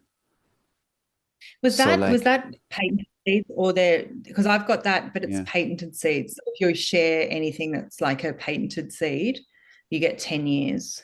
Oh, no, I think it was native seeds that they're trying to Yeah. like, because Uh, because they're annuals. The GMO seeds are annuals, so they're not like the perennials or the long ryegrass, whatever that replenish themselves again and again and again. And the other one is like 1 or 2 year thing. I think it's just 1 year now. The F1 hybrid, all that stuff, and that is what like that's what you buy, and you have to keep going back. yeah. And just say in Romania. My dad brought it up a while ago because he works in gardens and stuff. He kept an eye on it for years, and I couldn't find the actual data on it until way late. But in Romania, they had very strict um, policy apparently that came in for exactly this stuff, and it completely held farmers to ransom. Like it completely, they were not able to buy anything else. Then they buy these Mhm. expensive F1 hybrid seeds. They get their promise they're going to get a lot of return for it's worth the investment to buy the seeds.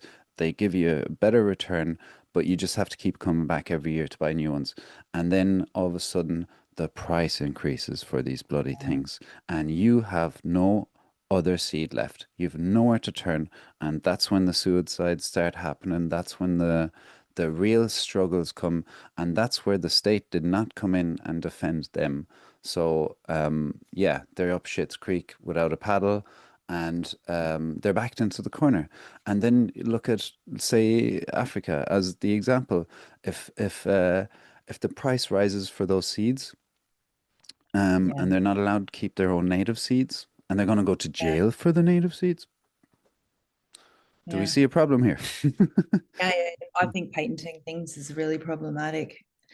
Yeah, yeah, Yeah. yeah. So people, I don't get it. Like I see even the organic organizations, and they talk about the United Nations Sustainable Development Goals, and goal Mm, number 2 is zero hunger, and goal number 13 is climate action. Now I think it is called climate action.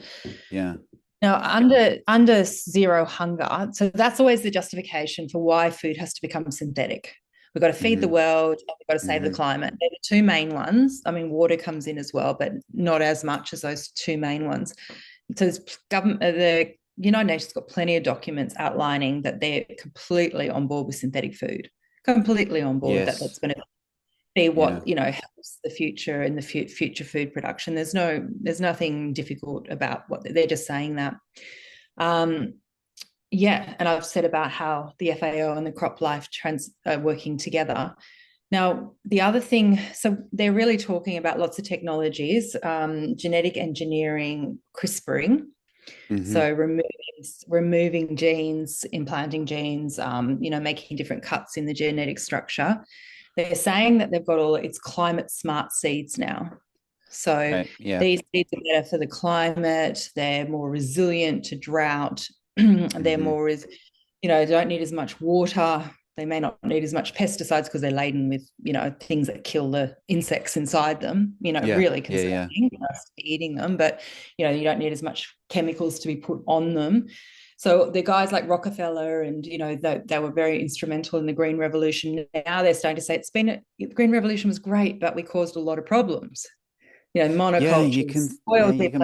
Hmm. depletion. They're saying all of that. So now we need this next iteration of the Green Revolution, basically, which is completely synthetic food and synthetic seeds, nanotechnology in the soil, lots of sensors all over everything, connection to the internet, Yes. Yeah. and surveillance, complete How surveillance nature on, intended it. yeah, really, really natural. So and lots of things in editing animals, so they're more resilient to climate change, that they can handle the heat Hold on, more. editing animals. Yeah, genetically edited. They're already doing that. They're genetically editing and CRISPRing animals, so they can, I Uh, don't know, they can have more meat. They can have shorter hair, so they don't get as hot, with the enroaching heat. There's yeah. plenty of actual animals they're already genetically engineering, but they're really looking at genetic engineering a lot of things. So just further afield, like if you just talk about genetic engineering, they want to genetically engineer trees to draw down more carbon. Right. So one of the big So this forestry is plants. so what I Yeah. was saying about, like, the biodiversity, land taking care of itself, and then the excuse, well, if we put this extra chemical input in, it'll be more rich of nature. That's what you're saying is exactly, this is This is all exactly it. happening under the guise of sustainability. It's more sustainable. This is more sustainable than natural things. And you know what as This well, is what Kate? I think they're making. This is what they're setting. This is absolutely what they're Yeah, setting up. yeah. What could go wrong? Uh, um, Yeah. yeah, I damn it, lost my train of thought again about it. But okay, yeah, Yeah. this So is they're nuts. talking about CRISPRing and editing, genetically editing wild species to make them more resilient to climate change projections. Wild species as well. Yeah, wild, everything. You just look at Uh, genetically engineering and it's going crazy. yeah, Um, yeah, so there is an it's very much synthetic there is an biology. arrogance there. I saw, like, I have a friend who's a genetic engineer, and he will argue the nuance on it, and I think he's a good guy. And there's reckless ways to do these things, and there's ways that they can help the human race and society and the planet and all. But other than that, it's entirely reckless at this stage. And once you edit these genes and you let, like, there's a guy that I want to talk to, who wrote a book, I think, Gene Out of the Bottle.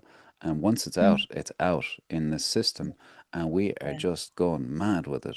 And And it's, microorganisms, genetically editing microorganisms for the soil. Like yeah, there's yeah, huge amounts yeah, that is yeah. already happening. And I don't know the legislation for that. I've only just starting to look at that. But yeah, Hmm. they want to genetically engineer a huge amount. And my concern really with it is if you look at all the ESG, like the scoring that companies are going to have to do for their environmental Hmm. scoring, and you've got the ESG, you've got scope emissions, carbon emissions that companies are now having uh, to have on their books. For the big Right. companies, Australia's brought that in, but it'll come down. It'll come down to the smaller companies as well. They've got all the traceability stuff. So you have to do, I can't remember what's called in Australia, but they'll have it in every country where they're looking at a digital passport for goods. So you've got a Right. digital thing that tracks everything, the whole supply chain from farm to fork, which I Uh-huh. would have thought was a good idea, but I don't anymore because of what's this sustainability. So and then Yeah. that biotech, synthetic biology is seen as like a really high, I can't remember what it's called, high priority for the Australian government. They're all on board with it. Like I'd say nearly all Mm-hmm. countries around the world are. Mm-hmm. Now, where are we going to? Are we going to a point where, unless you do this, when the metrics are in there and it's on the small farms, and unless you keep drawing down more carbon with this synthetic biology and putting more and more inputs in there, are you going to not, if you just did natural, regenerative, are you, or, biodynamic or whatever, are you going to be seen as not sustainable Yeah, absolutely. over And time?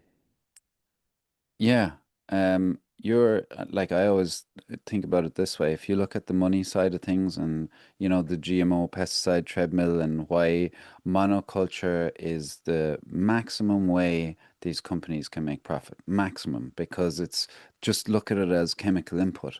It's loads of it. That's why this kind of the Jane Buxton on the Great Plant-Based Con, that it's about how to make monoculture.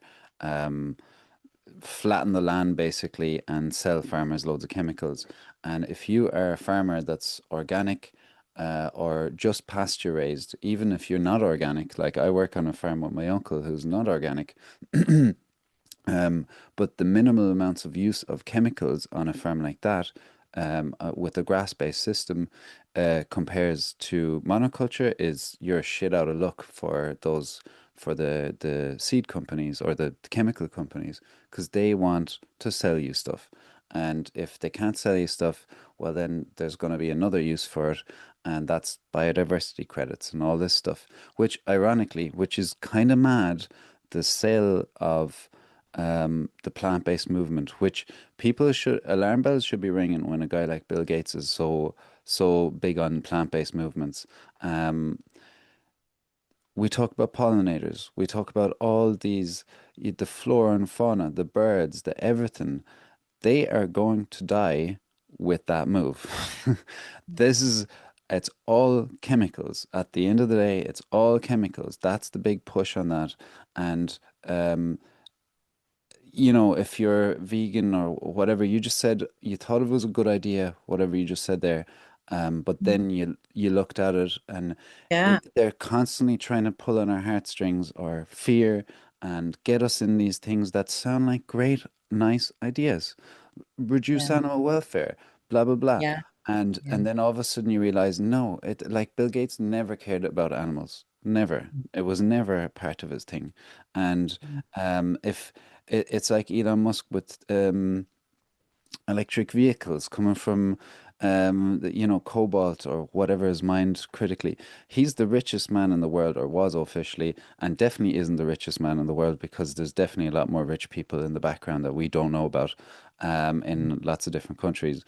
But if the richest man in the world, if that is his title and he has that influence on things, why would he not have said, guys, okay, listen to the richest man in the world now. I have a bit of push on this.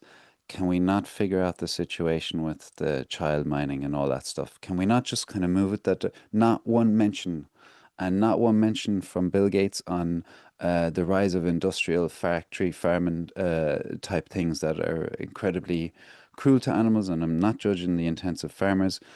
I understand how things evolved the way they did. Um, I would like to move it the other direction, but it's this isn't about judgment or anything. But these guys do not care. Like yeah. they don't care. It's money, it's power, it's control. Yeah. Sorry for the rant, but Yeah. Well, he's like, Bill Gates. I mean, he's in there around the synthetic food big time, but he's also, yeah, isn't he, like, I think he's the highest property owner in the USA, like farmland, yes, or yeah. I could second. bang on about this all day. And Yeah. there's articles saying that he's going to use that for genetically engineered crops for biofuel. Ho- We're Yeah, looking, biofuels is the big one too, with Africa as yeah, well, right? yeah, Yeah, yeah, yeah, massive crops. And yeah, I've got articles where they say it's going to be competing land use for the biofuels versus farmland. This is yeah. why, I think there's this massive push to bring farming and food indoors into factory, this sort of factory chemical Mm-hmm. world. Yeah. But I just also wanted to raise here, so this is all happening under the climate change agenda or arena, let's say arena. And so they meet every year, the big, the elites meet every year at the COP, the Council of, I can't remember what it's called now, the Council of something, where they talk about climate change. It's United Nations. Um, Yes. Yeah. Yeah. Yeah. so COP27 is, I was watching it and there was like Rockefeller put it on. Malta and Rockefeller and CGIAR, who own seed banks, massive big players funded by Bill Gates and Rockefeller and, all the Mm-hmm. normal suspects. Multi-stakeholder partnerships to tackle the global food crisis through regenerative farming. And I was like, oh no, what are they going to do with regenerative farming? But I was a little concerned about this because regenerative farming, most regenerative farmers are like, don't use chemicals and they use rotation crops, rotation of animals and, Yeah. and they Yeah. stay away from chemicals. And it's most of them, I'm not saying all of them. So in that Mm-hmm. they're just the big players, they're all talking, you can listen to them for 40 minutes. It's Crop Life, it's Syngenta or Corteva, one of the chemical companies, it's Mm-hmm. Ernest Young, and who else, CGIAR representative and somebody from Africa, and they're all talking, and you would never know what they're really talking about. You can listen to them for 45 minutes and not know that they're talking about Yeah. exactly what they're funded in. And I went and I unpacked it and I did a whole Substack on it and I showed exactly what they're funding and exactly what Wow. they're talking about. But this is, and it's all synthetic agriculture, but they'll just keep the Yeah. crops. They won't till the land. They'll use some of the processes of regenerative. But this is how the guy Mm-hmm. from Crop Life, the representative, talked about it. He said, conservate traditional agriculture focused on crops, like from the Mm-hmm. Green Revolution. Regenerative focuses on the convergence, crops, pasture, livestock, and different technologies. So it's a way they can start to focus and bring that surveillance in over the whole system. This is Mm-hmm. the transformation that we need. Transformations cannot happen without the tools. We need policy elements to allow us to open up the farm for all the technologies and the practices, and to give us the opportunity as the private sector to support the transformation of knowledge on a local level. So There was. that's how, Mm-hmm. so they have to have, so traditionally there was just a focus on crops. They weren't looking at the soil, they weren't looking at everything else. Now with regen, that's going to focus on everyone's soil health, or the farm's soil health, according to what they say is health, the crops, the pasture, the livestock. So that'll all be surveilled, and the different Right. technologies that they need to bring in.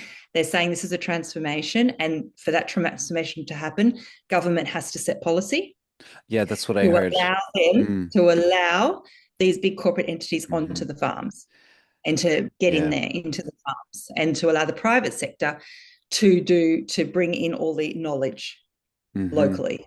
So there That's you how they do like one of the important things there is these guys say call it the private sector, say call it the elites and the billionaires and all. They're using the government as the lever to unlock unlock access to things. I used to romanticize about how lovely farming is to escape the rat race. Um, and I realized the rat race is like in farming now because of the extreme higher regulations and audits and paperwork and all the mumbo jumbo that's coming down that actually takes you away from your work. Anyone who's worked in an office job knows that there's so much red tape. I was talking to a good friend of mine as a nurse. There's so much red tape now around nursing that they find it hard to do their job. And the same thing with good animal husbandry. If you're a farmer, but you're caught up in all the different things and like all the stuff coming at you, you're one, you're not as free and independent anymore, and kind of your own entrepreneur. You own your business, like it's tied in with everything, and then you also don't have time to do your job properly to take care of the animals or to you know what I mean. Yeah. So like this is where regulation goes way off and into nefarious type things that ain't Mhm. good for any of us or the animals or the environment and No, poor farmers. They want sensors in everything, and to have the data, the digital twin of the farm and the animals, and they even talk Yeah. about having it of the animal's biome, microbiome, so in the stomach of animals, so you can see what's going on. So it's basically Jesus being a Christ. I know. That's, but you know, Because they want to like, change the microbiome in the but gut as well of humans and of animals. once upon a time, this stuff sounded like crazy stuff. Then COVID happened, and all of a sudden, you're like, well, this shit just happens. Like we're Uh, actually watching this It's the stuff government, roll it's out. document. Yeah, like Bill Gates is, Yeah, he's paying for them, like Bovair or whatever. he's sourcing, yeah, but it's also for microbiome in babies and mothers' guts to be able to genetically edit that. And also, yeah, there's lots. Mm, You know what? You just have to search, and it's all there, and it's yeah. all above board I did documents. I did a bit of a deep dive, not that deep. It was a dive. It was a shallow dive, but I like because I like understanding the investment world, see the Wall Street crash stuff. Yeah, it's all interesting stuff for me, and it all relates to how our world is shaping. And with yeah, the deep dive, I just kind of or the shallow dive, I looked into what Bill Gates was invested in and how he uses investment managers to do the different things, and he's literally got his finger in all the pies. Like it's like don't think like Elon Musk. You go rockets, satellites, Tesla. Um, Bill Gates is at a point, a later stage of his billionaire thing, where he now has the money to put into everything, right? And he uses maybe his foundation to influence things and also get money from different governments all around the world. Like he's actually using money probably from Africa, from the poor countries for his stuff. He doesn't care. And he's using it, but in America, like we were talking about him being the biggest owner of farmland, that stuff, if you look at the potential he has there, like these land wars stuff, like for energy, he will definitely want it for energy production. He will definitely want it to use it for genetically modified crops and everything that comes with that. Then there's real estate investment trusts. Like this is the whole big idea of you will own nothing and be happy, like the Klaus Schwab World Economic Forum thing, where you buy the land, say the traditional real estate investment trust is something that's floated on the stock exchange. A person is again like the Maggie Thatcher thing we were talking about with the water. You own a part of your water, and it will be sold to you. You can own a bit of property without buying the full thing. And hey, you're a property owner, right? And I guarantee you, with the real estate investment trusts that are coming down the line, just a simple business model, they will say you can own a part of American farmlands. Yeah, You will be a farmer too. And yeah, what's going to really happen though is he's going in to, and he's not the only one. There's loads of them now. George Soros and all those guys. They're going in quietly buying up the farmlands, outbidding all the others because they're cash buyers. They know how to go in with it. They're going to raise the whole table of property prices around farmers so that they will be stuck that they can't rent um, rent land at decent prices or buy land because whichever way you look at it, everything just goes up. So they're priced out of the markets, and at a time where um, you have climate policy on the one side saying like a nitrates thing, you're producing too much nitrogen. So what farmers will want to do is buy more land so that they can have more stock to make that things work. But if that doesn't work, right? If you're still with me, if that doesn't work, then you have your cows on the patch of land or whatever it is, and to reduce emissions so that you're not producing too much nitrogen or whatever they're saying you're producing too much of, you buy the Bovair, which has a promise of reducing the emissions by 30%. So yeah. you're locked in either bloody way. to Yeah. to a Bill Gates and co situation, right? So Yeah. and the other thing of that is the real estate investment trust of farmland would be that you buy or sorry you rent the land off Bill Gates and co, so that and then they float that on the stock exchange. That's what they sell to the American people as this thing that they can own their farmland.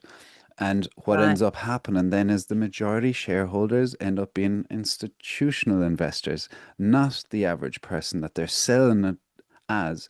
And those institutional investors want money.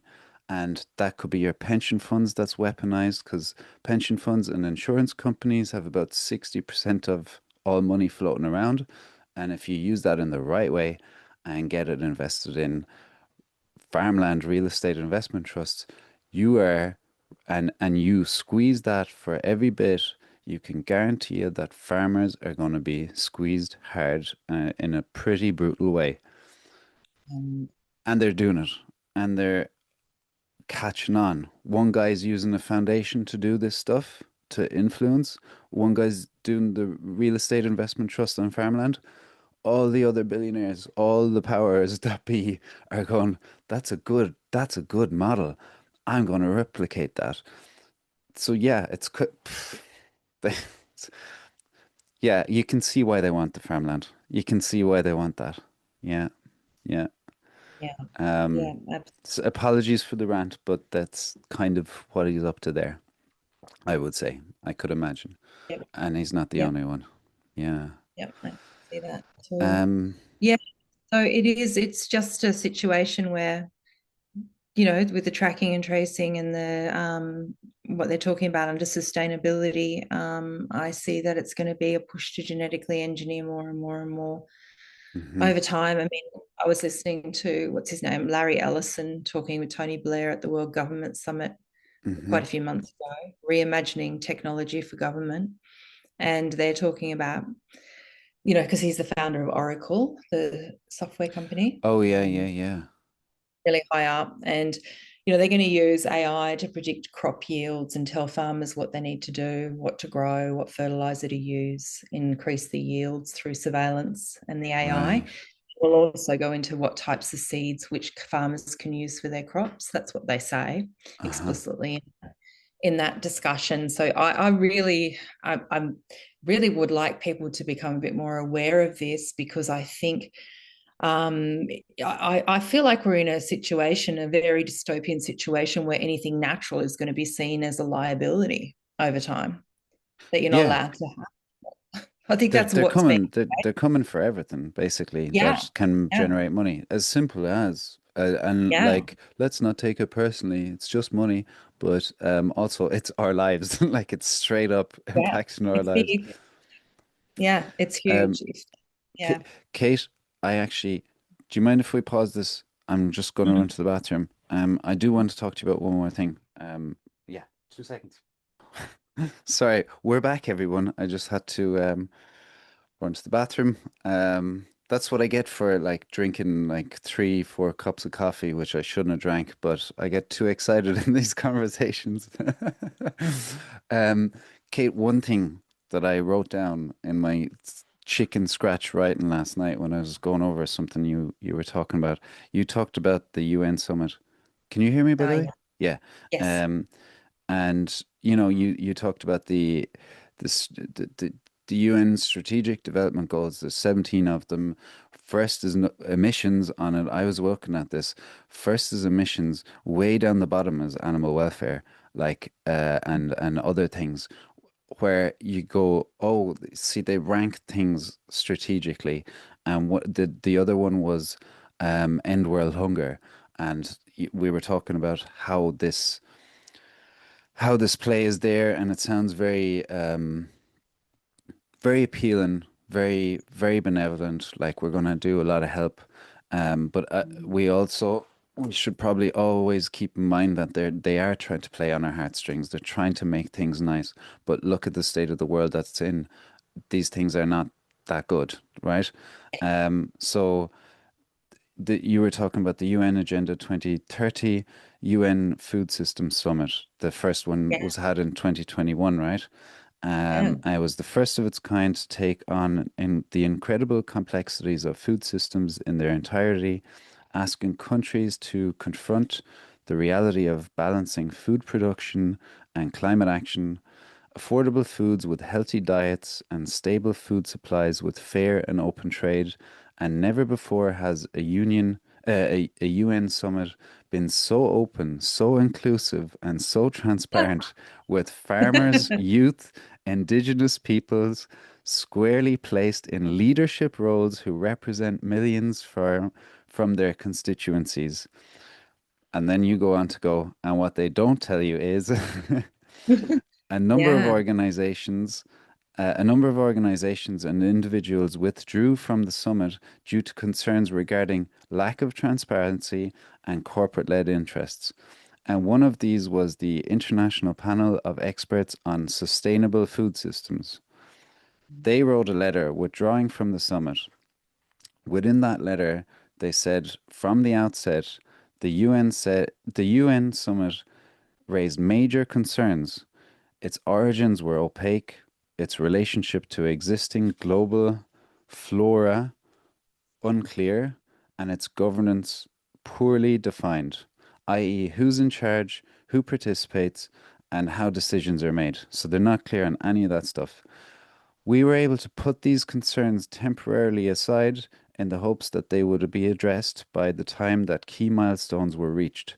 However, the pre-summit uh, the pre-summit has now arrived, and the concerns raised so clearly, consistently by farmers, organizations, social movements, civil society, indigenous peoples, and independent scientists have not been addressed.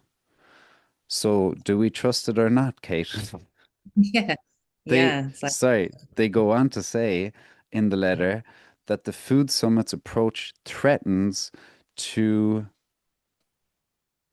usher in a new era of corporate-led multi-stakeholderism. And the Australian government in this situation participated in the UN summit, and they state that Australia supports the UN's goal of delivery of more sustainable, productive, and resilient agriculture and food systems for producers and consumers alike. So basically, uh, we've disregarded the concerns of farmers, organizations, social movements, civil society, indigenous peoples, and independent scientists, all for something that could really be jeopardizing us. And our governments have signed up to this stuff. and Yeah. what makes me the angriest or the most, like, I find the most repulsive aspect to all of this is the incessant virtue signaling while they're doing it. Yep. Yeah. Like, All that these good really gets guys. me. Yeah, These they're good being guys. really good. They're really good. Yeah. We just, and that's what really gets me. If you're going to do it, at least be honest about it. Yeah. At Honest about least be a it. snake, an obvious snake, you know? Be Yeah. like, Yeah. yeah, yeah. Yeah. Oh, but I mean, um, I had Stacey Malkin on was one of my first interviews, and she founded the US Right to Know, and she does a lot of this stuff as well, from America. And she was saying like if you take Bill Gates away from people, you kind of almost need to replace him with something because they're like, no, don't take away the guy that has like a good vision for the future. Like they people rely on it. They're like, well, if he's not there to figure this out and he has a plan till 2050 or whatever, who's the visionary that's going to lead us forward? We need this. We like the way they say people need God, like humans need to believe in something, and I would say because of the massive amounts of religion in the world that we do, we're kind of designed to need to believe in something. Um, and for good cause. I'm not that like this is no disrespect on anyone. Everyone can believe what they want, but Bill Gates mentally probably slots in somewhere for people to go. At least someone has an idea, and Yeah. like the brutal honesty that I keep thinking of is if people. if people realize that this stuff is not going the right direction, like it's kind of like this, there's a big trust in healthcare. People in the rat race, especially like I work the white collar jobs, you're busy, you're grinding, grinding, grinding, your body's taking a hit, but for whatever reason you've justified it that the money coming in and the projected career ascent that just went along with this thing here, um, will justify your ill health. And by the way, it's fine because you have private health care, so you can go to the hospital and you just take the pills, do the operation, and you go back out and do the exact same thing as before. Um, but that's really not how a lot of this works. And unfortunately, the healthcare system is full of holes. Um, Medical debt is the main cause of bankruptcy in America and surely in a lot of other places. And we're under this blanket illusion that you just keep working hard, more money, you'll be safe, and the illusion that the healthcare system will just, if you have enough money, you'll be fine. That's not true. That is so not true, and it's unfortunate that people find that out too late. And what it feels like with the climate agendas and all of this stuff, people don't realize that these things have been hijacked because we're not. And you brought it up before about like some people believe in climate change, some people don't. That's fine. I know people on both sides. Doesn't matter if you believe in it. It doesn't matter if you do. The hijack climate policies affect us all. So, Yeah. like, look, I am concerned about climate change. I have plenty of ideas of how we do this, who truly do it, that isn't corporate led, that we actually stop ecological destruction and reduce the amount of harmful chemicals. But we're taking, if you look at it, I think the public are getting ripe to it. Like maybe 2 years ago, 3 years ago, 5 years ago, people go, "What are you talking about? You anti-climate change? Are you anti-environment?" But now people Yeah. are like, "Yeah, Yeah. there's some nefarious stuff going on here," and Call the net zero. It's the net zero policies being put in. Our government signed up to Paris Agreement in yeah, 2015 to get hmm the carbon down and do net zero. So they've got their percentages that they have to do. Australia's got it down 17%. I think it said it's got to be down by another 40% by 2035. That's what it is. Do you know, So Kate? they how do they Mm, do their account? Don't know what but they this is why they're doing all of this. yeah, Going to bite people, and they know it's going to bite people. It's spoken about that it's going to be very difficult for people. yeah, it's hardline policy that really has like sharp edges if you don't conform. And I saw it like I worked with like in sustainability consultancy, like just energy efficiency, carbon reductions, kind of greenhouse gas reductions, with some local authority type clients. And um, what I saw firsthand was what's very important is to meet the targets. That is number one on the thing. And you do that using like where if it's your the properties you gotta either retrofit them or you can do an accounting system thing where you can knock the buildings and they're off your books, and you can also rent them out, then they're off your books.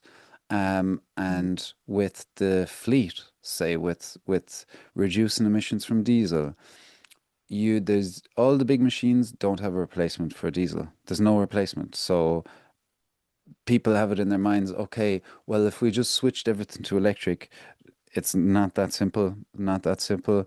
Those big, picture the street markings and the tar laying things, that's all run off diesel.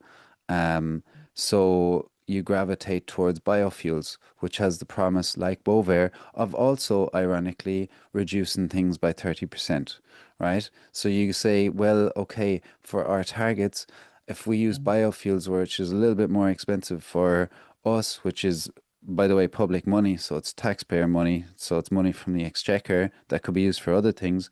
You have these engineer guys or whoever, and it's not their fault because their jobs are on the line. So they go, well, if we use the biofuels, at least we'll meet our targets and we'll look okay or we'll be okay, and we won't fall under too much criticism or whatever from the department that is Mm. above all these guys on the chart or the organogram.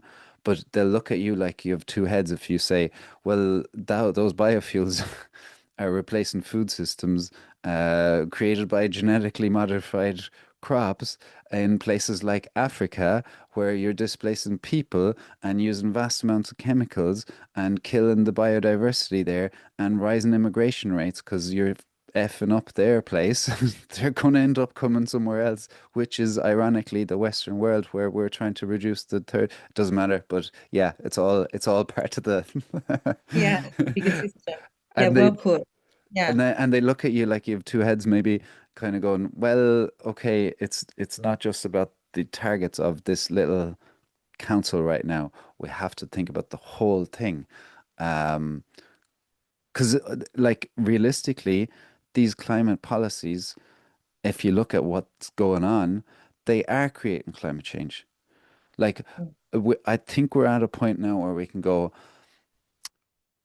since the climate policies have been introduced, and Michael Mann has documented as well, the climate professor, how these like the IPCC reports have been released prematurely for fear that they would be manipulated by the powers that be that are in these things. So the scientists say we won't we're going to send it out before people start change stuff. And you have like the petrostates leaning in, the massive, like say he mentioned Saudi Arabia and Russia, who have huge money generated from fossil fuels, say. So they're going to want their way in on this stuff, and they are in those groups. So realistically, if you look at it all, I feel like since the climate policies have come in, we've done worse for climate change than we have done better. Yeah. And yeah, and like say the pollinators and all that, they die with this stuff that they're suggesting. So please tell me how we're actually getting going the right direction with environmental stuff and climate change stuff. Yeah, sorry. Okay. I agree.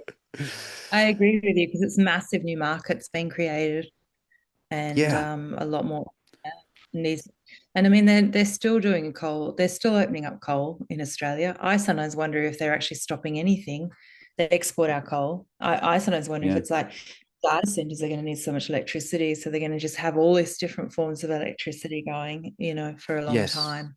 Yeah, you're nailing And it. Yeah. yeah, how much is it truthful that they're going to stop?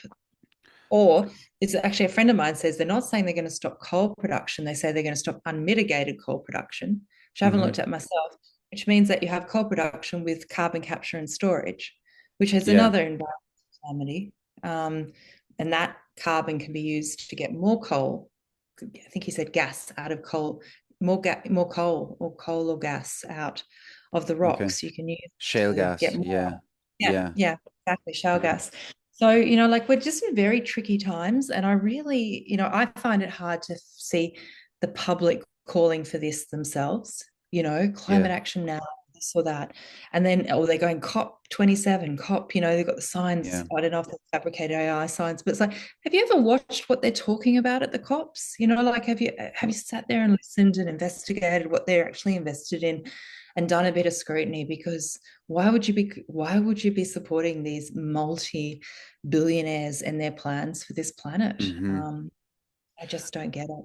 And Yeah. that's a big, like, it's a political exercise, the COP stuff, right? There's, like, I've read into this a little bit. They have no binding agreements. So you can basically say what you want. Your country goes there with a political representative of your country. They can boast all they want with glorious plans, but no one's going to hold them to account of this, only their own people. And if their own people don't hold them to account to anything, they're going to do whatever the hell they want. then just like Yeah. it's a marketing exercise, or it's to, it's the virtue signaling thing.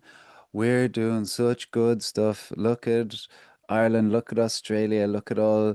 And I get it. If I was in that situation where I had to like show the best part of our country and that we're working towards things, I get the appeal. I get the appeal for, and you're kind of forced to say what you're doing. It's like in a work meeting. So, what have you done, Kate? Tell me what you've been doing, and your job's on the line if you don't. But like, we're not getting the solutions that are actually ones that you feel would actually benefit us all, you know? Like they're not saying, so guys, we're gonna stop destroying the Amazon or whatever. We're not, like it's all not impacting the bottom line of companies unless it's for the positive. And the carbon sequestration stuff, that's not proven at scale. Like to just say we're gonna like try and capture all the carbon and put it underground, to not think that that stuff would just I sorry, there's too much nonsense there. It's like that's a nonsense idea. There might be great ways that I've yet to hear about, but from what I can tell, that's just like a rub to go, let's just keep on doing what we're doing. We've figured out a way to, you know, capture it all. I just think right now, like if in terms of what to do, I just support local farm. I'm lucky I get to have Hmm. local farmers around me. I just buy my food. I know exactly where it comes from. Very Don't good. need to have it on a digital passport. I know where it's coming from and I trust the people. And just I think people need to do that as much as possible. Just get out there and support their small farmers directly, Hell the yeah. people that they to produce that to create, get their food. And if you can still get it, I think use it, don't let it go. And Yeah. I actually don't think it's that much more expensive. I think it can be cheaper than the supermarkets. And otherwise, you just eat differently, don't you? You just eat a lot less Yeah. processed food and you put your money into the fresh stuff instead. Yeah, I think you waste less as well. What I've figured out is like the more I kind of try, I'm not perfect in any way with any of this stuff, and I don't eat all organic. I try. I try to get local stuff. Like, there's a general aim, like that I'm not rigid about any of this stuff.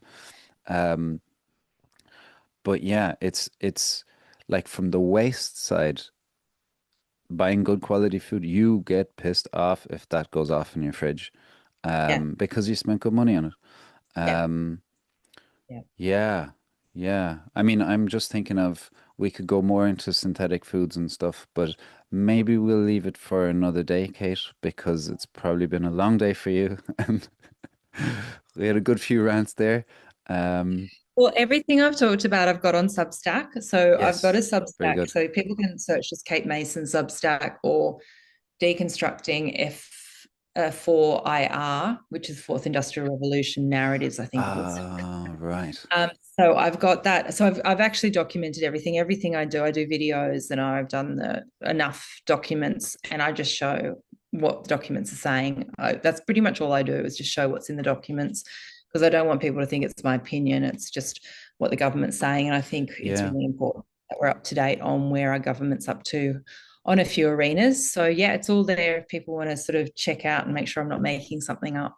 This is, Yeah. but you're dead right to do it that way because otherwise, like we're in a situation where you go, well, you're a conspiracy theorist, like they'd put you down very quickly, um, or you're one of those people that thinks essential oils are essential.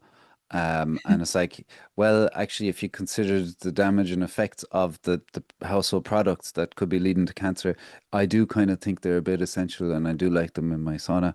But you know what I mean? But it's quickly like throw you in that thing of, oh, you think there's lizard people in the background or whatever. So it is great that you document that stuff. And you, what I love about how you communicate is it's normal. You're like, I see you as a regular person who's concerned here and you're raising the alarm. And I hope people can see that, like it's like everything we've talked about here. does not impact anyone. Like it's impacting us all. The regular person, like if you think you're well moneyed, you've no idea. Like you're still with us on this. Like we're on the same plane of people that are going to be hit with all of this stuff, and it's going to come for all the stuff we care dearly for. It's very obviously doing it, and we can move back. We can push back. The fight is not lost. People are really aware of this stuff now. Um, it's all over social media. It's all over the underground kind of or like the channels that aren't the mainstream corporate led business and news and everything, but people really care. And I hope people have heard the dedication out of Kate Mason's fine work, that you are there for benevolent purposes and you are caring for the animals, the environment, the people, and for the future that we're going to create. And I do believe it is in our hands. We wouldn't be talking this way if we had given up hope. And as quickly as it's gone that way, we can quickly turn it the other way. It's all possible, but we do need to have these conversations and share them with people and raise awareness and have these kind of out there conversations. Have you ever heard of Terence McKenna? He's I the have. he's I the don't know magic why. mushroom guy, right? Who but he's like he comes up with pretty damn profound stuff. And he was saying at some point things are gonna just get so weird that we're gonna have to start talking about it. And I Yeah, think we're at that point where yeah, we're really like, okay, guys, shit just got way crazy in the last yeah. while. We can't even keep up. No one can keep up with it anymore. It's one mad thing after another, and you're just kind of going, wait, what's going on? What is going on? And it feels like since COVID, everything's just gone nuts. Um, Yeah, it's so yeah. so you keep doing your thing. People will become more and more receptive the weirder it gets. Because it's gonna keep going, guys. It's not gonna fucking stop. So thanks a million for your dedication to all of this work. Really, it's like Elsa as well. It's a breath of fresh air. I love that you're talking about this, and I love that you're like it's very credible. You know, like, and by the way, for anyone listening, if you think we're lying about this stuff, you would have to be an amazing liar to be able to do all of this. Like, we're jumping back and forth, lots of different topics. With Stuff you like, up. yeah, yeah, yeah. We're not. I mean, it's like it's rather bizarre because when you read it, it becomes normalized because there's so many documents spelling this out. Like everything I've said is just Yeah. so normalized in the literature. But until you know it's there, you don't see it. And then suddenly you Yes. search for it and you just all you find is this stuff and they've been talking about it for ages. They've been talking Yeah. about it You're for like, 10. oh yeah. And it's Well. so normalized. They think it's the science is settled, it's all fine, it's all good. And you're like, no one knows about this. Like Yeah. you're talking. Yeah. So it's all like really all done and everyone's on board. And I don't hear any normal person talk about it at all. So it No. is very dystopian. It's a very schizophrenic space. It's like very Yeah. odd Yeah. Yeah. what they're But doing. but I Yeah. really do think people like if you took conversation on the ground.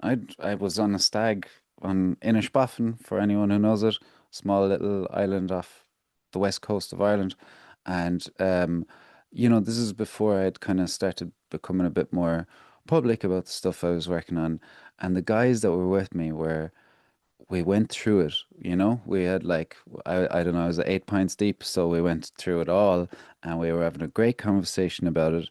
And the two guys that I was talking to were like, everyone in this pub would agree with you. Yeah. Everyone. Not one Yeah. person would go, ah. No, Yeah. you're stepping on people's toes now. No, we were talking about common values that the people have.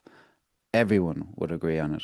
So what you're doing here, when people realize what it is, everyone's on the same page. And that's what the common ground we need to identify and keep coming together on. Because this goes beyond politics, beyond Yeah. political parties. It's about the essential stuff that makes life worth living, and a future that we want to have, for our kids and future generations, and our own futures. Like, so, this is just the average, common, everyday person. We all need to come together. Thank you so much for your time, Kate. And I think this will hopefully be the first of a few conversations, because this stuff is constantly evolving. Um, so I'm very excited to have had you on, and thank you. And I'll see you next time. Thank you, Chris. See you next time.